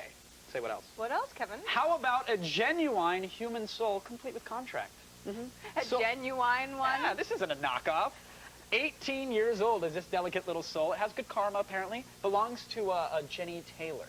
This is a pure virgin soul. These are always good to keep on hand in case of a demon attack or the apocalypse. Is Jenny still with us, or is it just her soul that's left? Or is she willing to give up her soul? She's willing to give up her soul to you via contract. 0 bids, starting at 172, Sarah Lane. What happens when she gives up her virgin soul? What happens to poor Jenny? Ooh, that's a good question. Interesting, That's right? a good question. I asked the question. I don't get the answers, though. How about a few Chernobyl marshmallow peeps? How about them? Look at that. These peeps, unfortunately, they were accidentally exposed to some spent uranium left lying around the kitchen drawer. Hate it when that happens. The seller claims, dozens of uses, including opening your own circus freak show. Or Yeah, look at my crazy peeps. Yeah, leaving it outside your front door to ward off solicitors. Huh? How about that? I don't know. That seems like a crazy idea. You could write no soliciting on it if you needed to really drive the message home. Put it in the mailbox, scare the mailman. There you go. Hey, get out of here, buddy. I don't want any of your mail. Oddly enough, the uranium also produced a colony of irritable tofu dogs, but there's no way of selling those. Oh, no, you got to hold on, and they're going to go way up in price. 1 cent, no bids. Finally, we have the bull penis cane. Yeah. The what? The bull, you heard me, the bull penis cane. It's a cane made from a bull's wang. Okay. 37 inches long. Yeah, right. Wait a second. Yeah. It's got a little Pereira blood in them. The seller calls it... I'm concerned by that. What? How many inches? 37. Okay. 37. All right. The seller calls it spectacularly masculine and impressive. It is impressive. And I've always, my motto, it's speak softly and carry a large penis. 2 bids, 1050, get in on it. There you have it. Always expect the unexpected win. It came from eBay! Okay, and now, the news stories you actually give a crap about. Now, despite viewer complaints and a boycott by one New York City movie theater, Universal Pictures is refusing to pull the trailer for United 93, a controversial new film about the hijacked plane that crashed into Pennsylvania on September 11th. A rep for Universal said in a statement that families of the victims voiced their support of the film and that the studio has no intention of shelving or producing a new trailer. From controversy...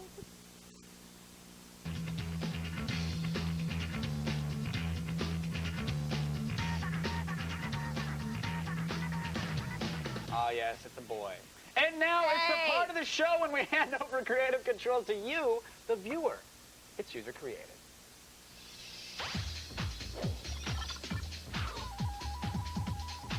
I think it's a boy and a girl, actually. Oh, congrats. They're going to be soccer players. I felt the kicks.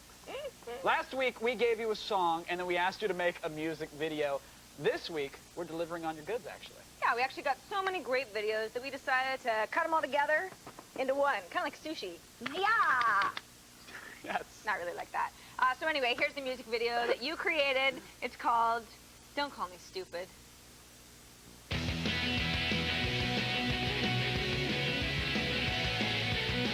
I like to hang out all night and party till I fall. I don't like stuck-up people who think they know it all. Oh no, let's go. They throw me out of school. Oh no, let's go. I've broken all their rules. Please tell me why I'm lonely and I have no friends at all. I know I'm not no genius, but just don't call me stupid.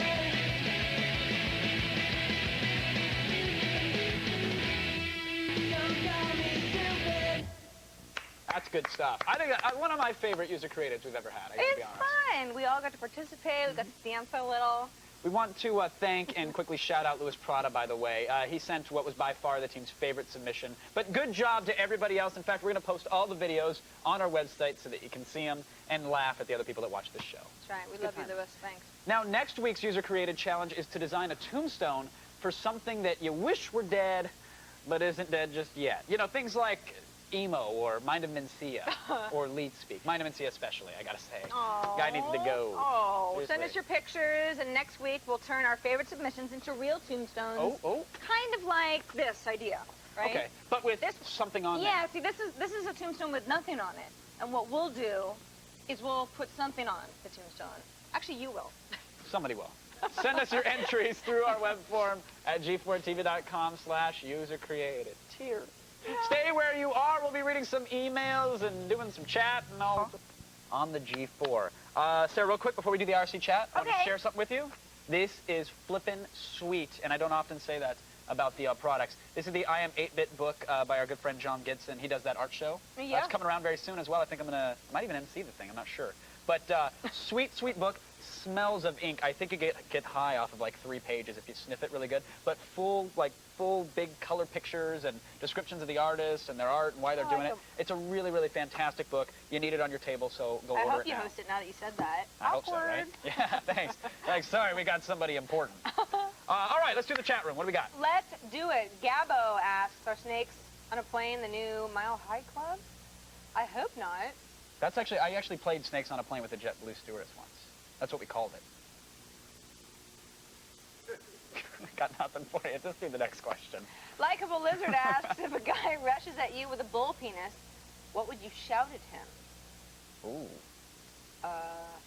Could have killed the thing first. Because he's running with a live bull in his hands. Toro. You got... Toro's good. Yeah, okay. So there we go. That's... I don't know. What's the matter with us? Next question. No, we got it. We're good. The Fat Taco wants to know, hey, did Kevin's wit come from eBay? My what? Shh, your wit. Oh, okay. Your quick wit? Not your hearing. No, apparently not. I misheard. I don't know. Do you think I got it on eBay? I don't know. I think you were born with it. Perhaps Craigslist? Came from Grandma Pereira over in the Portugal. Grandma Pereira? No, came from the FedEx dude. I look nothing like my dad, and he's certainly not entertaining I'm sorry, at all, Mrs. so. Pereira. He tells this joke a lot. It does. I'm telling you, my mom, it's kind of easy. Sorry. I'm really sorry, Mrs. Pereira. She watches Hope this to meet you nightly. someday. Otis Nixon wants to know, what would the host water-based weapon of choice for Street Wars be? Yeah. Because the thing about Street Wars is everybody uses the water pistol or the super soaker or what have you. You can actually throw, like, water balloons. Yeah? I think you can point a sprinkler in the direction of your enemy. There's nothing better than a good old water balloon. I agree. I would be chucking grenades everywhere. Kersplat. Maybe a bucket of water, you know? Take the baby out, then splash somebody with it. Kevin, I love you, but we've got to say goodbye. Bye. Bye. Thanks to our guests, Tiffany DuPont, Mustache Commander, and Yasu Kurosawa. See you guys tomorrow. As usual position on the old couch today. Yeah, Come hey, on. look at him. Hey, what what's are up, you doing? Brendan? I'm on the couch. He is because Sarah and Brendan are leaving us, my friends. Yes. Big off from the crew. Sorry. Wow. Yeah. Oh, whatever. No. The crew's like, Pereira, give me my $1 at the commercial break. Come on. No. I'm gonna miss you guys. Like seriously, I'll miss the both of you. It's been what, like 12 years? Weren't you guys? You were birthed? I was born on the on the set. Screensavers and grew up on Attack of the Show. That's great. Yeah. That's good. 5 years for me. Really? But I go way back. I go back farther than I really want to divulge right now. Yeah. We've actually, you guys have done so much, even just on Attack of the Show, however, that we wanted to break down some of your key stats, a little bit of facts and figures, if you don't mind. Okay. Just a little going away gift. All right. Sarah has covered 1,553 breaking news items in the feed. Not bad.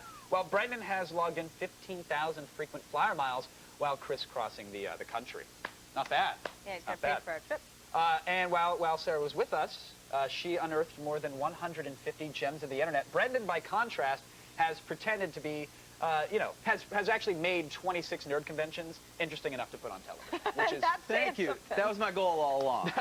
You made us all proud. That and to insult people. Finally, Sarah has fielded at least 700 disturbing and grammatically tragic marriage proposals through our web form at attacktheshow.com. And death threats. Many. Many. And what's great Lots is of both. you forward the good ones along, which is really nice for I the rest do. of the team to get yes, a read. Yes, actually, so for all of you who've written into me, you've shared it with Kevin and Brendan and the rest of the crew here. Yes, you have. Thanks for all the laughs. And at roughly 12 pieces a day, fun fact, this year, Brendan Moran has chewed more than 200 packs of gum. And he's got the TMJ to prove it. Right. How's it feel, Brendan? How's it feel, buddy? It feels great. I feel minty fresh now, Kevin. Do you want to hug it out? A little hug goodbye? No, I don't, Kevin. I'd rather hug my new wife. Oh! Not More quite on that yet, later, honey. folks. Yeah. Way to tease. Yeah, thank you. Television to the end, my friends. It's I'm Brendan Moran. blushing. All right, coming up after the break, WWE Diva Candice Michelle. Is that the new one? Not bad. She's here. We hate sending you out to the comic shops without a game plan, which is why we review this week's newest titles, a little something we call Fresh Ink.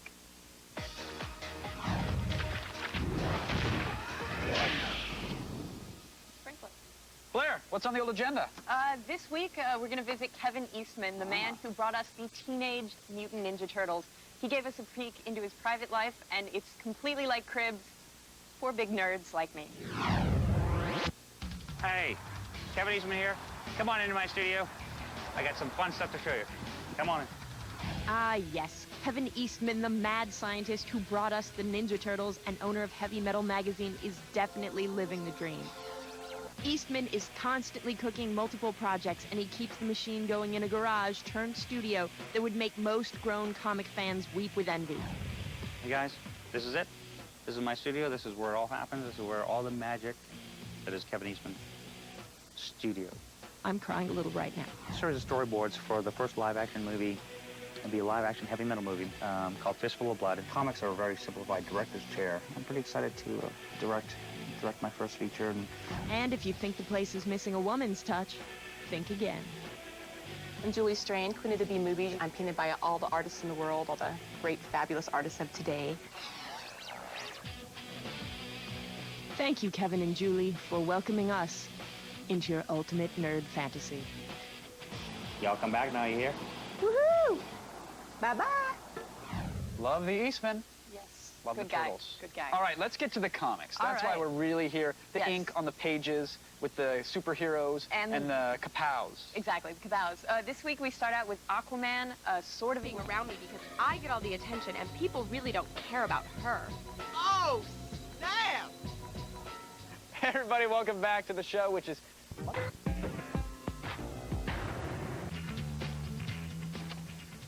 Awkward. Welcome back, everybody. Yeah, this moment kind of sucks. You guys are heading off. You welcomed me on the show really with open arms, and I can't ever thank you enough for that. You guys were phenomenal with that regard. But you guys are moving on to bigger and better, right? We absolutely are. That's the plan. Yes, we're getting married. Yay! Finally, I can...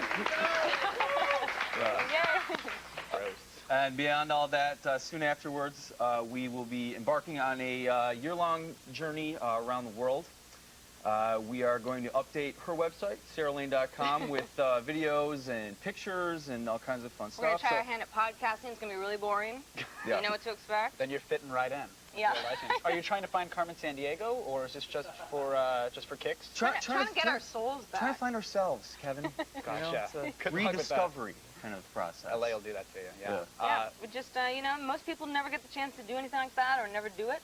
So we're gonna try and have a really good time for, for 13 months. It's been great, you guys. Thank you very much for everything. Well, And, thank you, Kevin. Before we let you kids go, we actually wanted to take a little look back and revisit some of your say finest moments. Oh boy. How's that? Live from the Tech TV studios in San Francisco, it's the Screensavers! Welcome back to Fresh Gear. I am Chris Leary, and joining us right now, Brendan Moran. If you're having problems with certain hardware you've installed, the first place to troubleshoot in Windows is your device manager. Sometimes the nice part about talking on the phone is that the person actually can't see you. So you can do things like catch up on your reading or roll your eyes at that. Yeah, I'm still here. Yeah, you look great.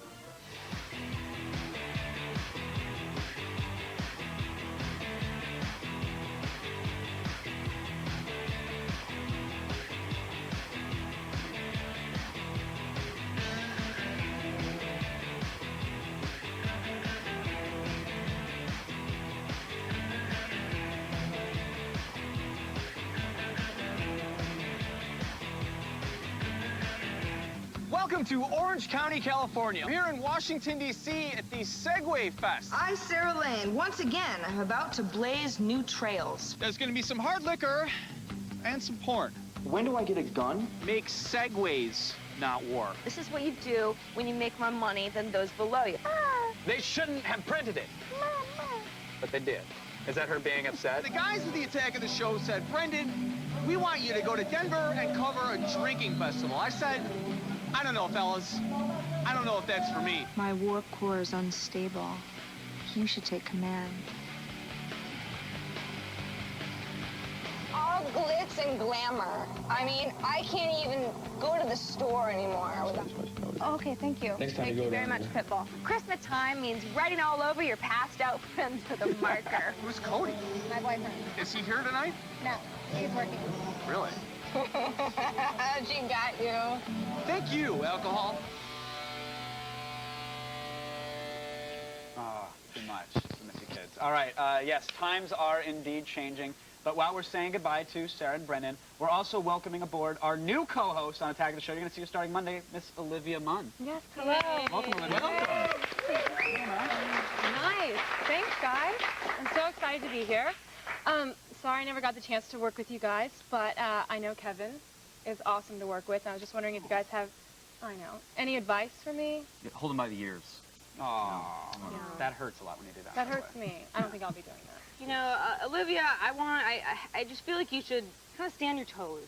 I mean, Kevin he's a nice guy, but he kind of has a tendency to, is surprise the word? Surprise? It is really the highlight of my day because I get to spend it with you, Sarah. Oh, Kevin, you're the sweetest. You're a liar. I'm a huge liar. But you're sweet. Yeah. I thought it might get me somewhere. Apparently not today. Not. What are you, one-upping me? Just cut to the chase. Who deserves to win? Oh, Becky O'Donoghue. I thought she was already eliminated. Yeah, but she's the hottest. Okay. By far. Feed her the lithium and it'll all be okay. That's, all right, we're done. Surprise! I was surprised. Perhaps that wasn't the right verb. Yeah, Olivia, welcome to the show. You kids. Welcome. Have a It's great time. been amazing. Yeah, good luck, you guys. I'm Thank you for excited. Sarah, one last time, IRC chat. No, forget the IRC chat. Why don't you take us out? Okay, thanks to our guests, Candace Michelle and Blair Butler. Once again, let's hear it for the Bangkok Five. Yeah!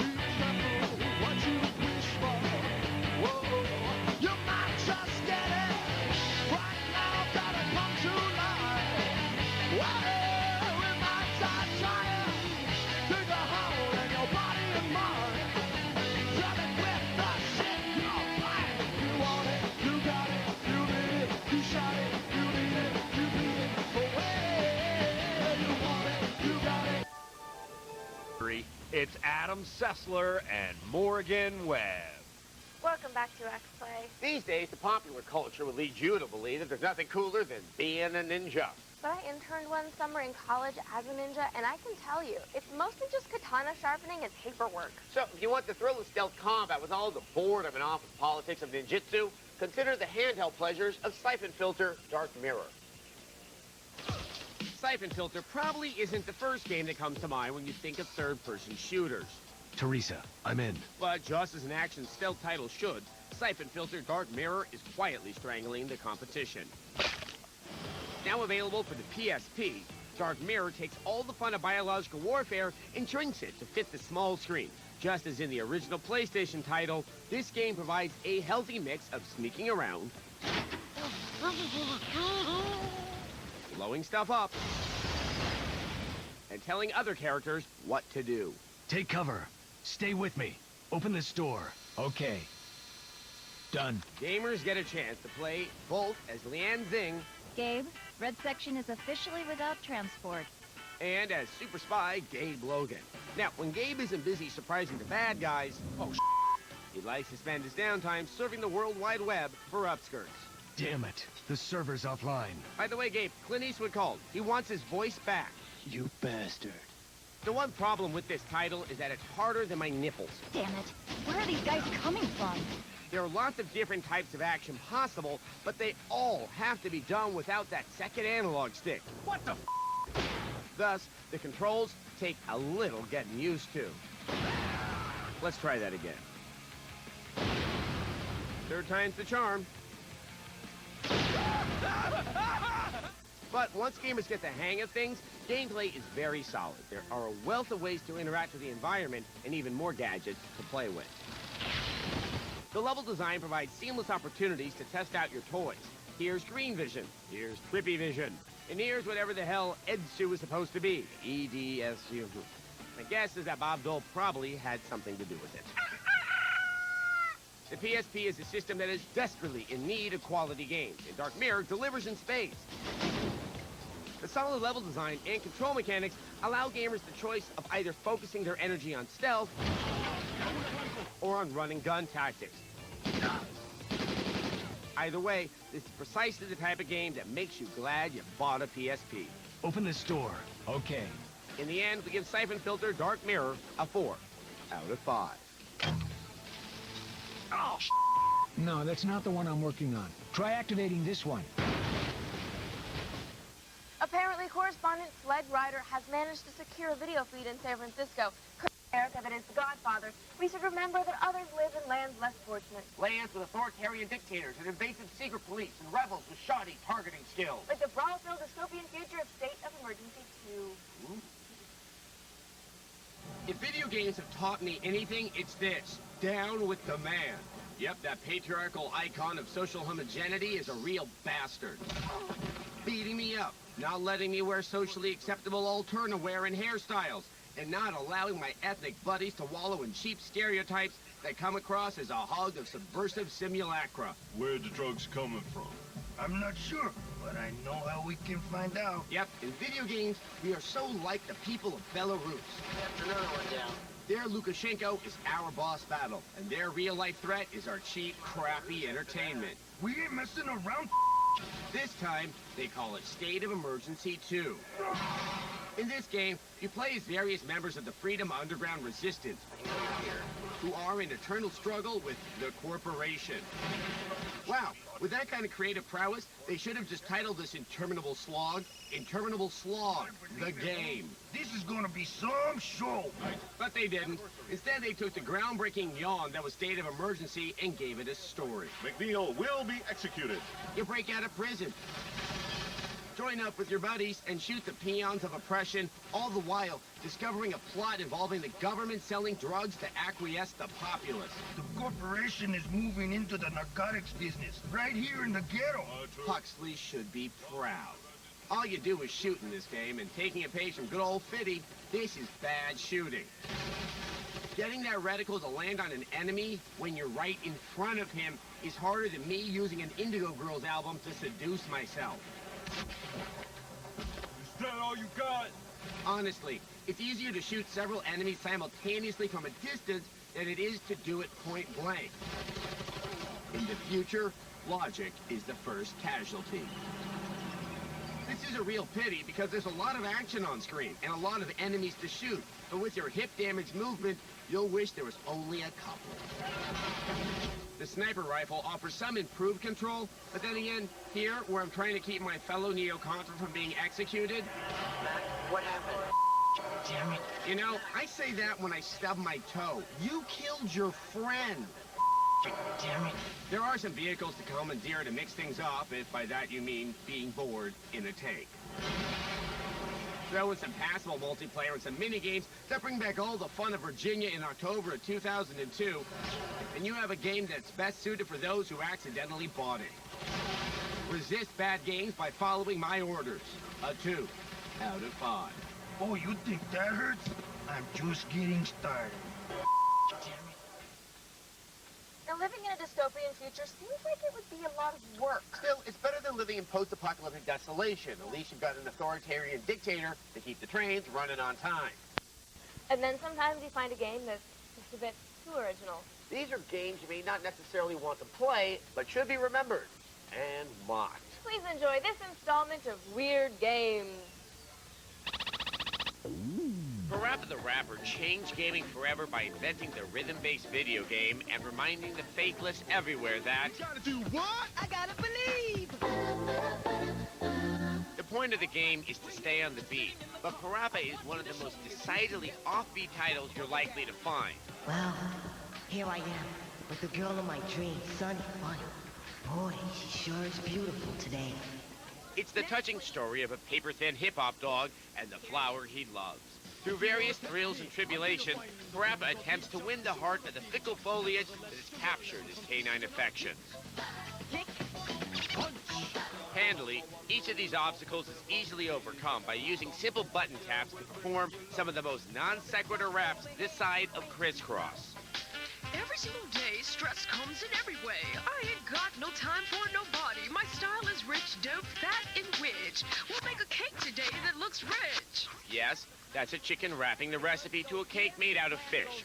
The little tiny strips just go everywhere. Who the hell would eat that? A birthday party without a cake is like a dance floor without me. Do you understand that? I don't understand anything that happens in this game. Parappa's final challenge is diarrhea, brought on by the seafood cake. He must rap against all 4 rap masters in a battle for the gas station toilet. Seriously, that's actually what's happening in this game. Parappa triumphs in the end with a live performance including backup vocals. Here comes the dude, and now he's running up and down the street with the Jews. Right. Parappa the Rapper is unquestionably great for a thinly disguised game, as Simon says, but it does earn a permanent place in the halls of the weird. What? Once upon a time, a blue-eyed boy from the Old West learned one of life's cruelest lessons, that evil was bigger than his gun. No comment. You're looking at Rising Zan, the Samurai Gunman, a little-known PS1 game that features a supremely weird premise and the best Bon Jovi sound-alike in gaming history.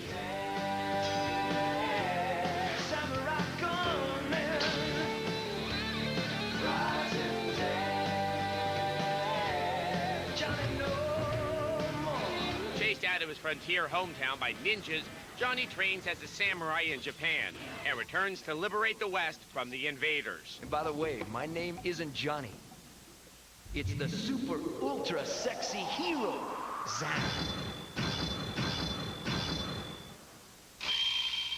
What the hell are you talking about?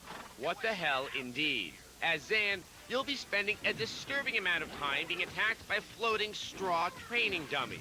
If you manage to fight your way through enough cannon fodder enemies, you fight a boss. Win the fight, and you're rewarded with a button-mashing finishing move sequence. What the hell are you wearing? I'll forget it. You did save us. Good luck finding Rising Zan at your local store, and even better luck making it more than a couple levels in. It's not so good. Hey, is that any way to treat a hero? However, Zan remains a true paragon of the weird. Thank you, everybody. And don't forget, you gotta believe. Thank you. Okay, if I ever do need to battle rap or access to a bathroom, at least Parappa will have prepared me. Hey, television audience, prepare yourself for our review of Ghost Recon Advanced Warfighter later in Fear Russian. He helped Harrison Ford begin the autumn of his career. And now he's given us a pretty impressive title for the Xbox 360. Here's Ghost Recon Advanced Warfighter.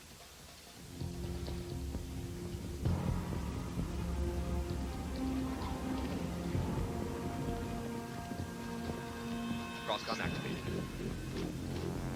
Vulture, this is Ghost Leader. Multiple strikers bearing 120. Tom Clancy, that literary titan of all things espionage, military, and Ben Affleck, has got his name on a new 360 box. Does he even know Ghost Recon Advanced Warfighter came out? Or did the check just show up in the mail along with his monthly delivery of subs and Seaman magazine? Xbox 360 came out, we were promised many things: health, happiness, and fantastic visuals. We finally have a game that truly delivers. Flying over Mexico City, you can almost smell the pollution and untreated human waste. Excellent. The year is 2013. The mission is to tactically shoot anything the little people in your heads-up display tell you to shoot. You are clear for whatever measures you deem fit. That means anyone who doesn't speak English. Mátenlos! Mátenlos! Damn, you shot that guy through the building. Your HUD may be intimidating at first, but everything has its purpose. You have a picture-in-picture screen that gives you POV shots from the rest of your team. You also have an extremely advanced targeting system built into that noggin of yours. Rebel fighters show up as an outline or red diamond when you or one of your team spots them, which makes it all the easier to ventilate their superior mesenteric artery. Oh, my mesenteric artery! If I had a super advanced heads-up targeting system, I'd show enemies as kittens. Kittens make war much less stressful and much more fluffy. Your Ghost Recon squad will duck walk through missions squeezed out of the Tom Clancy plot generator. Kidnapped president, coup d'etat, Black Hawk Down, securing party supplies, you know the drill. My team is securing the party supplies. But for all its variety and realism, if you have to play a scenario more than once, you quickly learn that each event is finely scripted. From the number of dudes that will pile out of enemy APCs, to the patrol locations of those pesky rebels. Oh, my mesenteric artery again. While Ghost Recon isn't completely frustrating, it will make you glad you aren't actually in the Special Forces.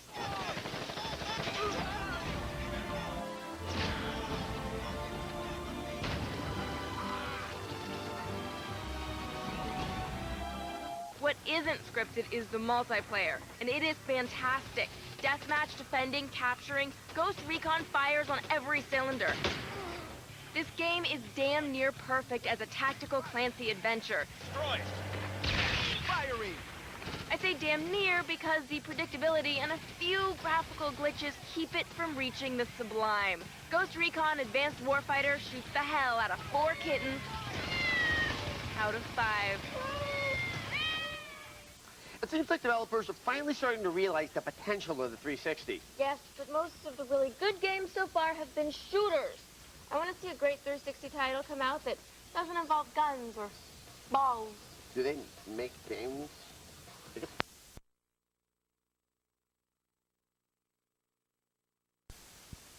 Riley, good luck with the project. Thank you very much.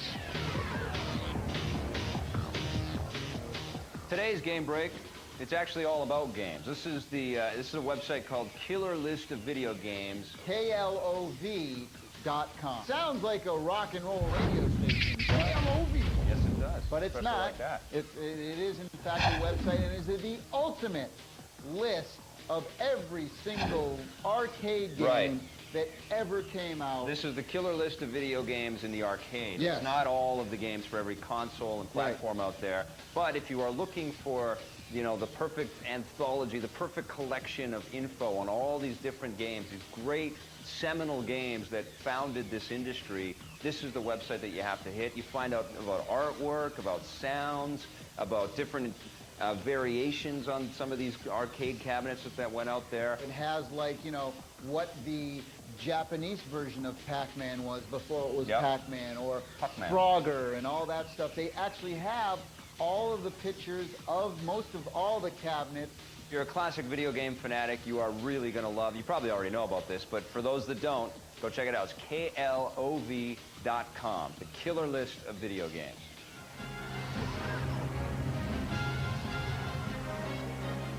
Rich M. Pal. Looks cool, check it out, and one street ball.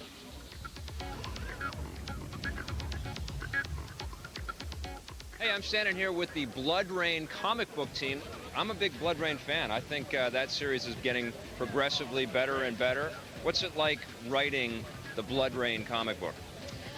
Well, it's can be very, very graphic. As you know, the video game is pretty gory. It really cut a lot of edge. I tended to really use a lot of violence, I wouldn't say gratuitous violence, but if you're a fan of violence, you might like the book. I added a sort of a intellectual sensuality to the book. The character herself is really, really bright. So what I wanted to show more that they have in the video game is more of her intellectual side, using her sort of erotic powers to overcome her enemies. She has some very, very memorable finishing moves in the Blood Rain 2 game. And are we going beyond that now? I guess that would be kind of in your department now, isn't it? We do as much of it as we can. My favorite thing in the book was we just covered so many locations. Yeah. Just from the script, we really moved around a lot. We have some great ruins and castles, and I mean, it's, you know, the setting is just great. What do you guys think, as comic book creators, of the influence of games in this industry and in other medium out there? I think it's just natural, you know, it's an episodic medium, you know, very much like almost any popular media. But with video games, you have to get through certain levels quickly, and in a comic book, you always want to hit the action fast, but you want to have the sort of story in there to tie it all together. So I think it's a natural progression. I think the two interweave with each other just absolutely perfectly. Cool. Well, I'm looking forward to this, you guys. This is the Blood Rain comic book. Thank you so much for your time, and good luck with the book. Hey, we're standing outside of Capcom. I bet you guessed that already. This is Ray Jimenez, who is the project manager on a brand new game called Killer 7, which is coming out for the GameCube and the PS2. That's correct. But nobody knows anything about Killer 7, man. What's this game all about? The game is pretty strange in itself. It's very whole new bold direction on how games are played out, what a game should do for you, fulfill for you as a gamer. But what in essence the plot line is that you play as one of the Smith Syndicate. They are basically 7 personalities of the same person. You're an assassin hired, and you need to defeat the Heaven Smiles, who are led by Kunlan. They're basically a terrorist organization. Wait a second here. You're playing one guy who is 7 different people inside. And are they all, like, do they all look the same? Or? No, they all look different. They all have their own abilities, their own fighting style, and they all have their own powers. Okay, well, what kinds of powers do these guys have? Well, some of them have the ability to shoot like a really explosive, called like a demon shot. Some can turn, another guy can turn invisible. Another guy can run really fast. These are all used as puzzle elements. You get to a part of the game where you can't do something, or you need someone specifically to complete this puzzle or get past this obstacle, and you would use their powers to do that. Okay, sweet. Well, I've seen some pictures of this game. I've seen a little bit of video on it, and it's all kind of stylized and sort of black and white, and, you know, huge bold colors and stuff like that. Talk about the art in this game. Well, the game is very highly stylized, from the gameplay itself, which is the cel-shaded screens that you've seen so far. Yeah. Most games, you know, are very straightforward, but this game uses really cool, like, cinematic camera angles, and the art style is just there to back that up, just to give it a whole different look. It sounds really cool. Like, I really want to take a look at this thing and delve into it, but I'm a bit still confused about how do you actually play the game? What are you actually doing in the game? Well, the gameplay itself has been stripped of a lot of normal elements that gamers are used to seeing. What this has done is basically to force the gamer to get into this feel and look at the game. The game is very much about the mood, so a lot of it has been taken out so the gamer gets into that. And from what I've seen, there's quite a bit of violence in this one. The game is definitely a mature game. Yeah. It has the M-rated title, but there are a lot of themes that the game covers that are very mature. So we do stress that this is a very adult-oriented game. Well, listen, Ray, I am totally psyched for this game. You guys have been knocking out of the park with Devil May Cry and Beautiful Joe and Resident Evil. Yeah, it's great titles. I have no doubt that I'm going to have some fun with Killer 7. Yeah, it's going to be an interesting play. So we're here at Joyride Studios at Toy Fair, and we're taking a look at some cameras on us. What are you doing? I'm looking at Jessica Simpson. Oh, I understand. All right, and what we've got going here is GoldenEye's Aston Martin DB5. Actually, it's Goldfinger, but it wasn't GoldenEye as well. Daisy Duke. Daisy Duke, but this is her Jeep. That's her Jeep. Her bum goes in that seat. You're an obsessed freak. Just saying. Yeah, okay. Well, as cool as Jessica Simpson is, I'm more impressed by this Aston Martin DB5. He's more impressed because Sean Connery's bum went in that seat. What is impressive, though, is that it has all kinds of you know, the push button kind of things in there that has the ejection seat, it has the tire shredders, the license plates move. They got to get the gas cap to work. You push a button and the gas cap should open. They should need to have that. But no, the actual seat ejects and the roof comes Bulletproof out. shield in the back. Bulletproof shield. It has Changeable machine guns, license plates. Machine guns under the headlights. Oh yeah, Kerry wants to talk about the kit, the Knight Rider kit Trans Am.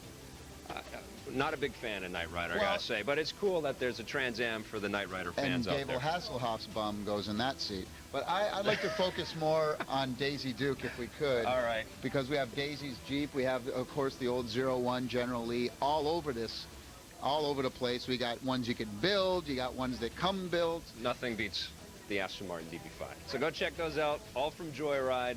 They're making movie cars the right way.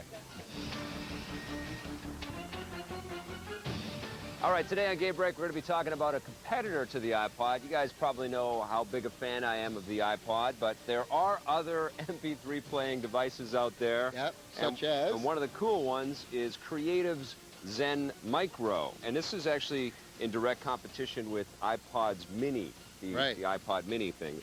5 gig MP3 player. It's pretty durable. It's, no, we're not hucking it off the side of the thing. One of my favorite features of the Zen Micro is that it has a replaceable, rechargeable battery. So when this one dies from using it too often, you can go and get another one and just stick it on there. It's unlike the iPod and some of the other MP3 players. You have to actually send them back to the factory to get them replaced. And you can also record your voice. It has a microphone built right in, and you can record up to 10 hours of your own audio. I mean, I know you like to talk, so you can just record your own voice in here. And I love listening to myself talk. For hours and hours at a time. And it also has a built-in FM tuner, and you can actually record music from the radio and put it right onto the drives itself. One other great thing, though, because it is PC-based, and they're really taking advantage of that, is that this will also sync to, like, your Microsoft Outlook. So you have your to-do list and your calendar and all that, you know, stuff right here on this that you can take with you. I think that's very cool. Very cool. You bring up a good point. It is PC-based. We couldn't get I couldn't figure out how to work this thing with my Mac at all. Mac? But there's a lot of What's PC that? users out there, exactly. You know, it's definitely a very good alternative to what Apple is providing with the iPods. If you're looking for a cool MP3 player for your PC, go check out Creative's Zen Micro.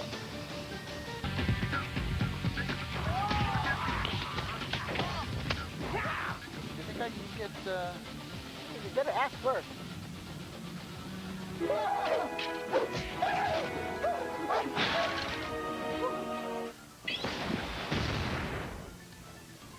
A pen? Really? Oh, it's a lot more than just a pen.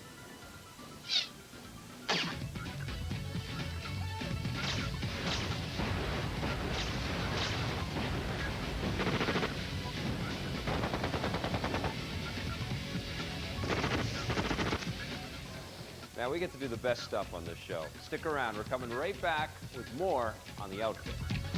These now are based on video games or comics. Oh, well, that's cool. Oh, that's cool. But kids, y'all need to start painting again. You gotta paint. Do you think that, you know, with the Batman, Superman, X-Men, is there anything out there that you really love? Like, is there a superhero that stands out? X-Men.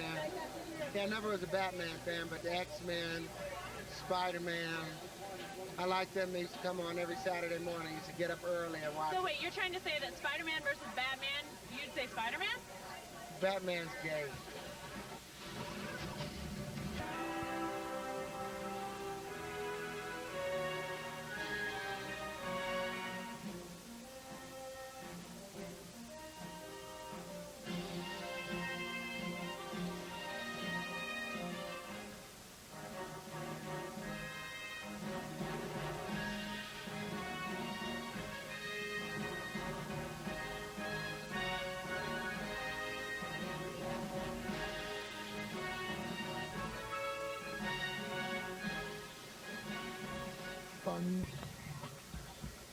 Hey, EP's at DC Direct, and every few years in the DC Comics world, there seems to be a huge crisis involving almost every character and every superhero that they have in their whole history of characters.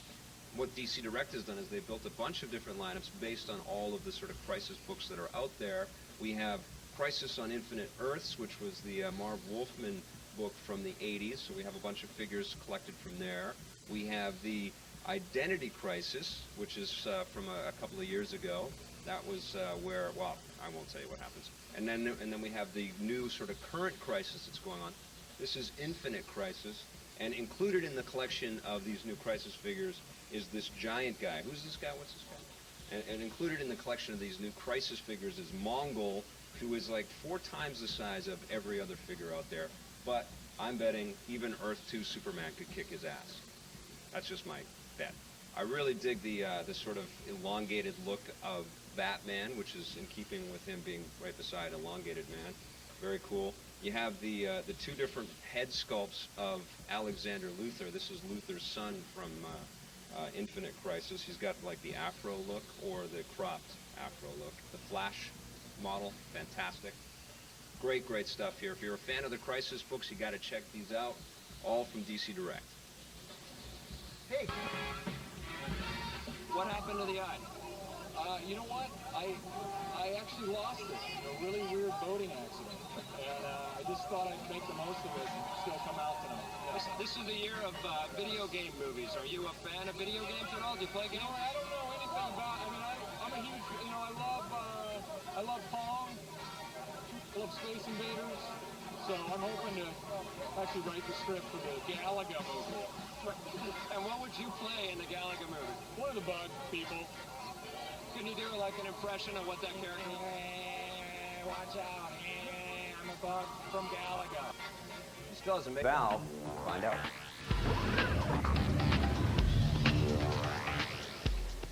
Hey, I'm here at Valve Software in Seattle with Doug Lombardi talking about the Xbox version of Half-Life 2. Doug, everybody loved Half-Life 2 on the PC. What can we expect in the Xbox version? Is it a port? Well, I think a port sort of misclassifies it a bit. I mean, usually what port denotes is that somebody took a game from the PC and sort of did everything they could to just get it running on a console system and get it out the door. And we've really sort of taken a deeper approach to it by trying to move the engine and the technology to Xbox, starting years ago when we were making the source engine for the PC and the Half-Life 2 for the PC. So along the way, we sort of had co-development paths to make sure that we weren't doing anything on the PC that we'd have to later compromise when we brought it to the Xbox. Why the decision to go with an Xbox One game coming out about the same time as the 360? Well, we started development a long time ago, and there's a lot of investment there. And the Xbox is still a very powerful machine, and we were able to get what we feel is a great experience out of that machine. And rather than sort of dump the couple of years of work that we've done on the Xbox and sort of move over to the 360, which is a pretty different architecture than the Xbox, we decided to move forward. And there's still 20 million people out there with an Xbox who are going to be looking for a new game this Christmas. Now, other thing I wanted to ask you about was multiplayer is not going to be included in Half-Life 2 Xbox, or a disappointing thing to a lot of people. Tell us, why did you make the decision to not include multiplayer? One of the biggest draws of our multiplayer right now is Counter-Strike, and Counter-Strike is available today on the Xbox. So rather than sort of spend a lot of time thinking what else we would build and create for that experience, we decided we were just going to focus on the single-player game, over 20 hours of great gameplay, and deliver an uncompromised version of that in a very timely fashion. Can't wait to play it. It was one of my favorite games last year. I'm sure it's going to be great on the Xbox. Thanks a lot, Doug. Thank you, Jeff. All right, you guys, we have a cool website to talk about in Game Break today. This is called Google Fight, and it's all about pitting anything. Well, anything, but it's your internet fame against something else. It might not be your internet fame. It might be somebody else. You might want to see what Steven Spielberg versus George Lucas is going to come out and see who has more searches and hits or articles on the internet. And it's really kind of a funny thing there. For example, if you wanted to put in there Halo and then put in Half-Life 2 and see who's talking about it more on the internet. Batman, Spider-Man. Ooh, that would be a good one. Batman and Spider-Man. It's basically like Celebrity Deathmatch, but without all the violence and jokes. Right, but it's still kind of cool because you get all of this information. Now, an important thing to note as well is that you want to make sure, like when you do Google searches, you want to get the data accurate, so you have to put in quotes. So, like if your name is Victor Lucas, for example, you got to put Victor Lucas in quotes. No, you don't. Or else you'll get all the Victors and all the Lucases. Just so a lot of information. Wait, let's do one now. Let's do Victor Lucas in quotes. Right.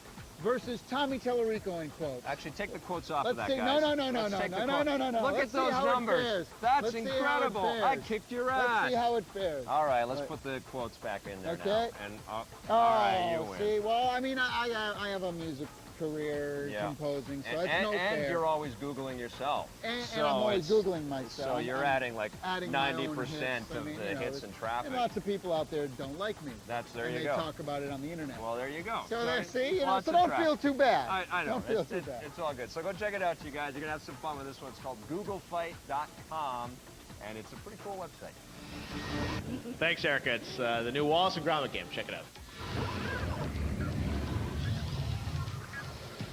I'm here with one of my favorite comic book creators, if not my favorite. Well, Stan Lee's first, you're second. How about that? Right. That's good. That's good. Being behind Stan Lee is okay. I'll take second to the man. Doug TenNapel. Now, me and Doug go back a long time. We did Earthworm Jim together, the creator of Earthworm Jim. The newest thing we have, tell us about Earthboy Jacobus. Yeah. Earthboy Jacobus is about a retired Marine who is driving home from his retirement party, and he hits a flying whale with his car. Hate when that happens. And it dies, and he finds a boy in its mouth, and he adopts it. What was he doing in the whale? His mother sent him to Earth, kind of, you know, Moses style, or like Superman style, sent him to Earth in a flying whale's mouth. Sure. Because he needs protection, because these evil space insects are coming to kill him. So this police chief ends up protecting the kid, kind of being kind of a guardian for him. And little does he know that he's inherited this kid who an entire universe is after him. So what happens at the end? Does he die? Yeah. I'm going to skip to the end. Let's see what we got at the very end. At the very end it says,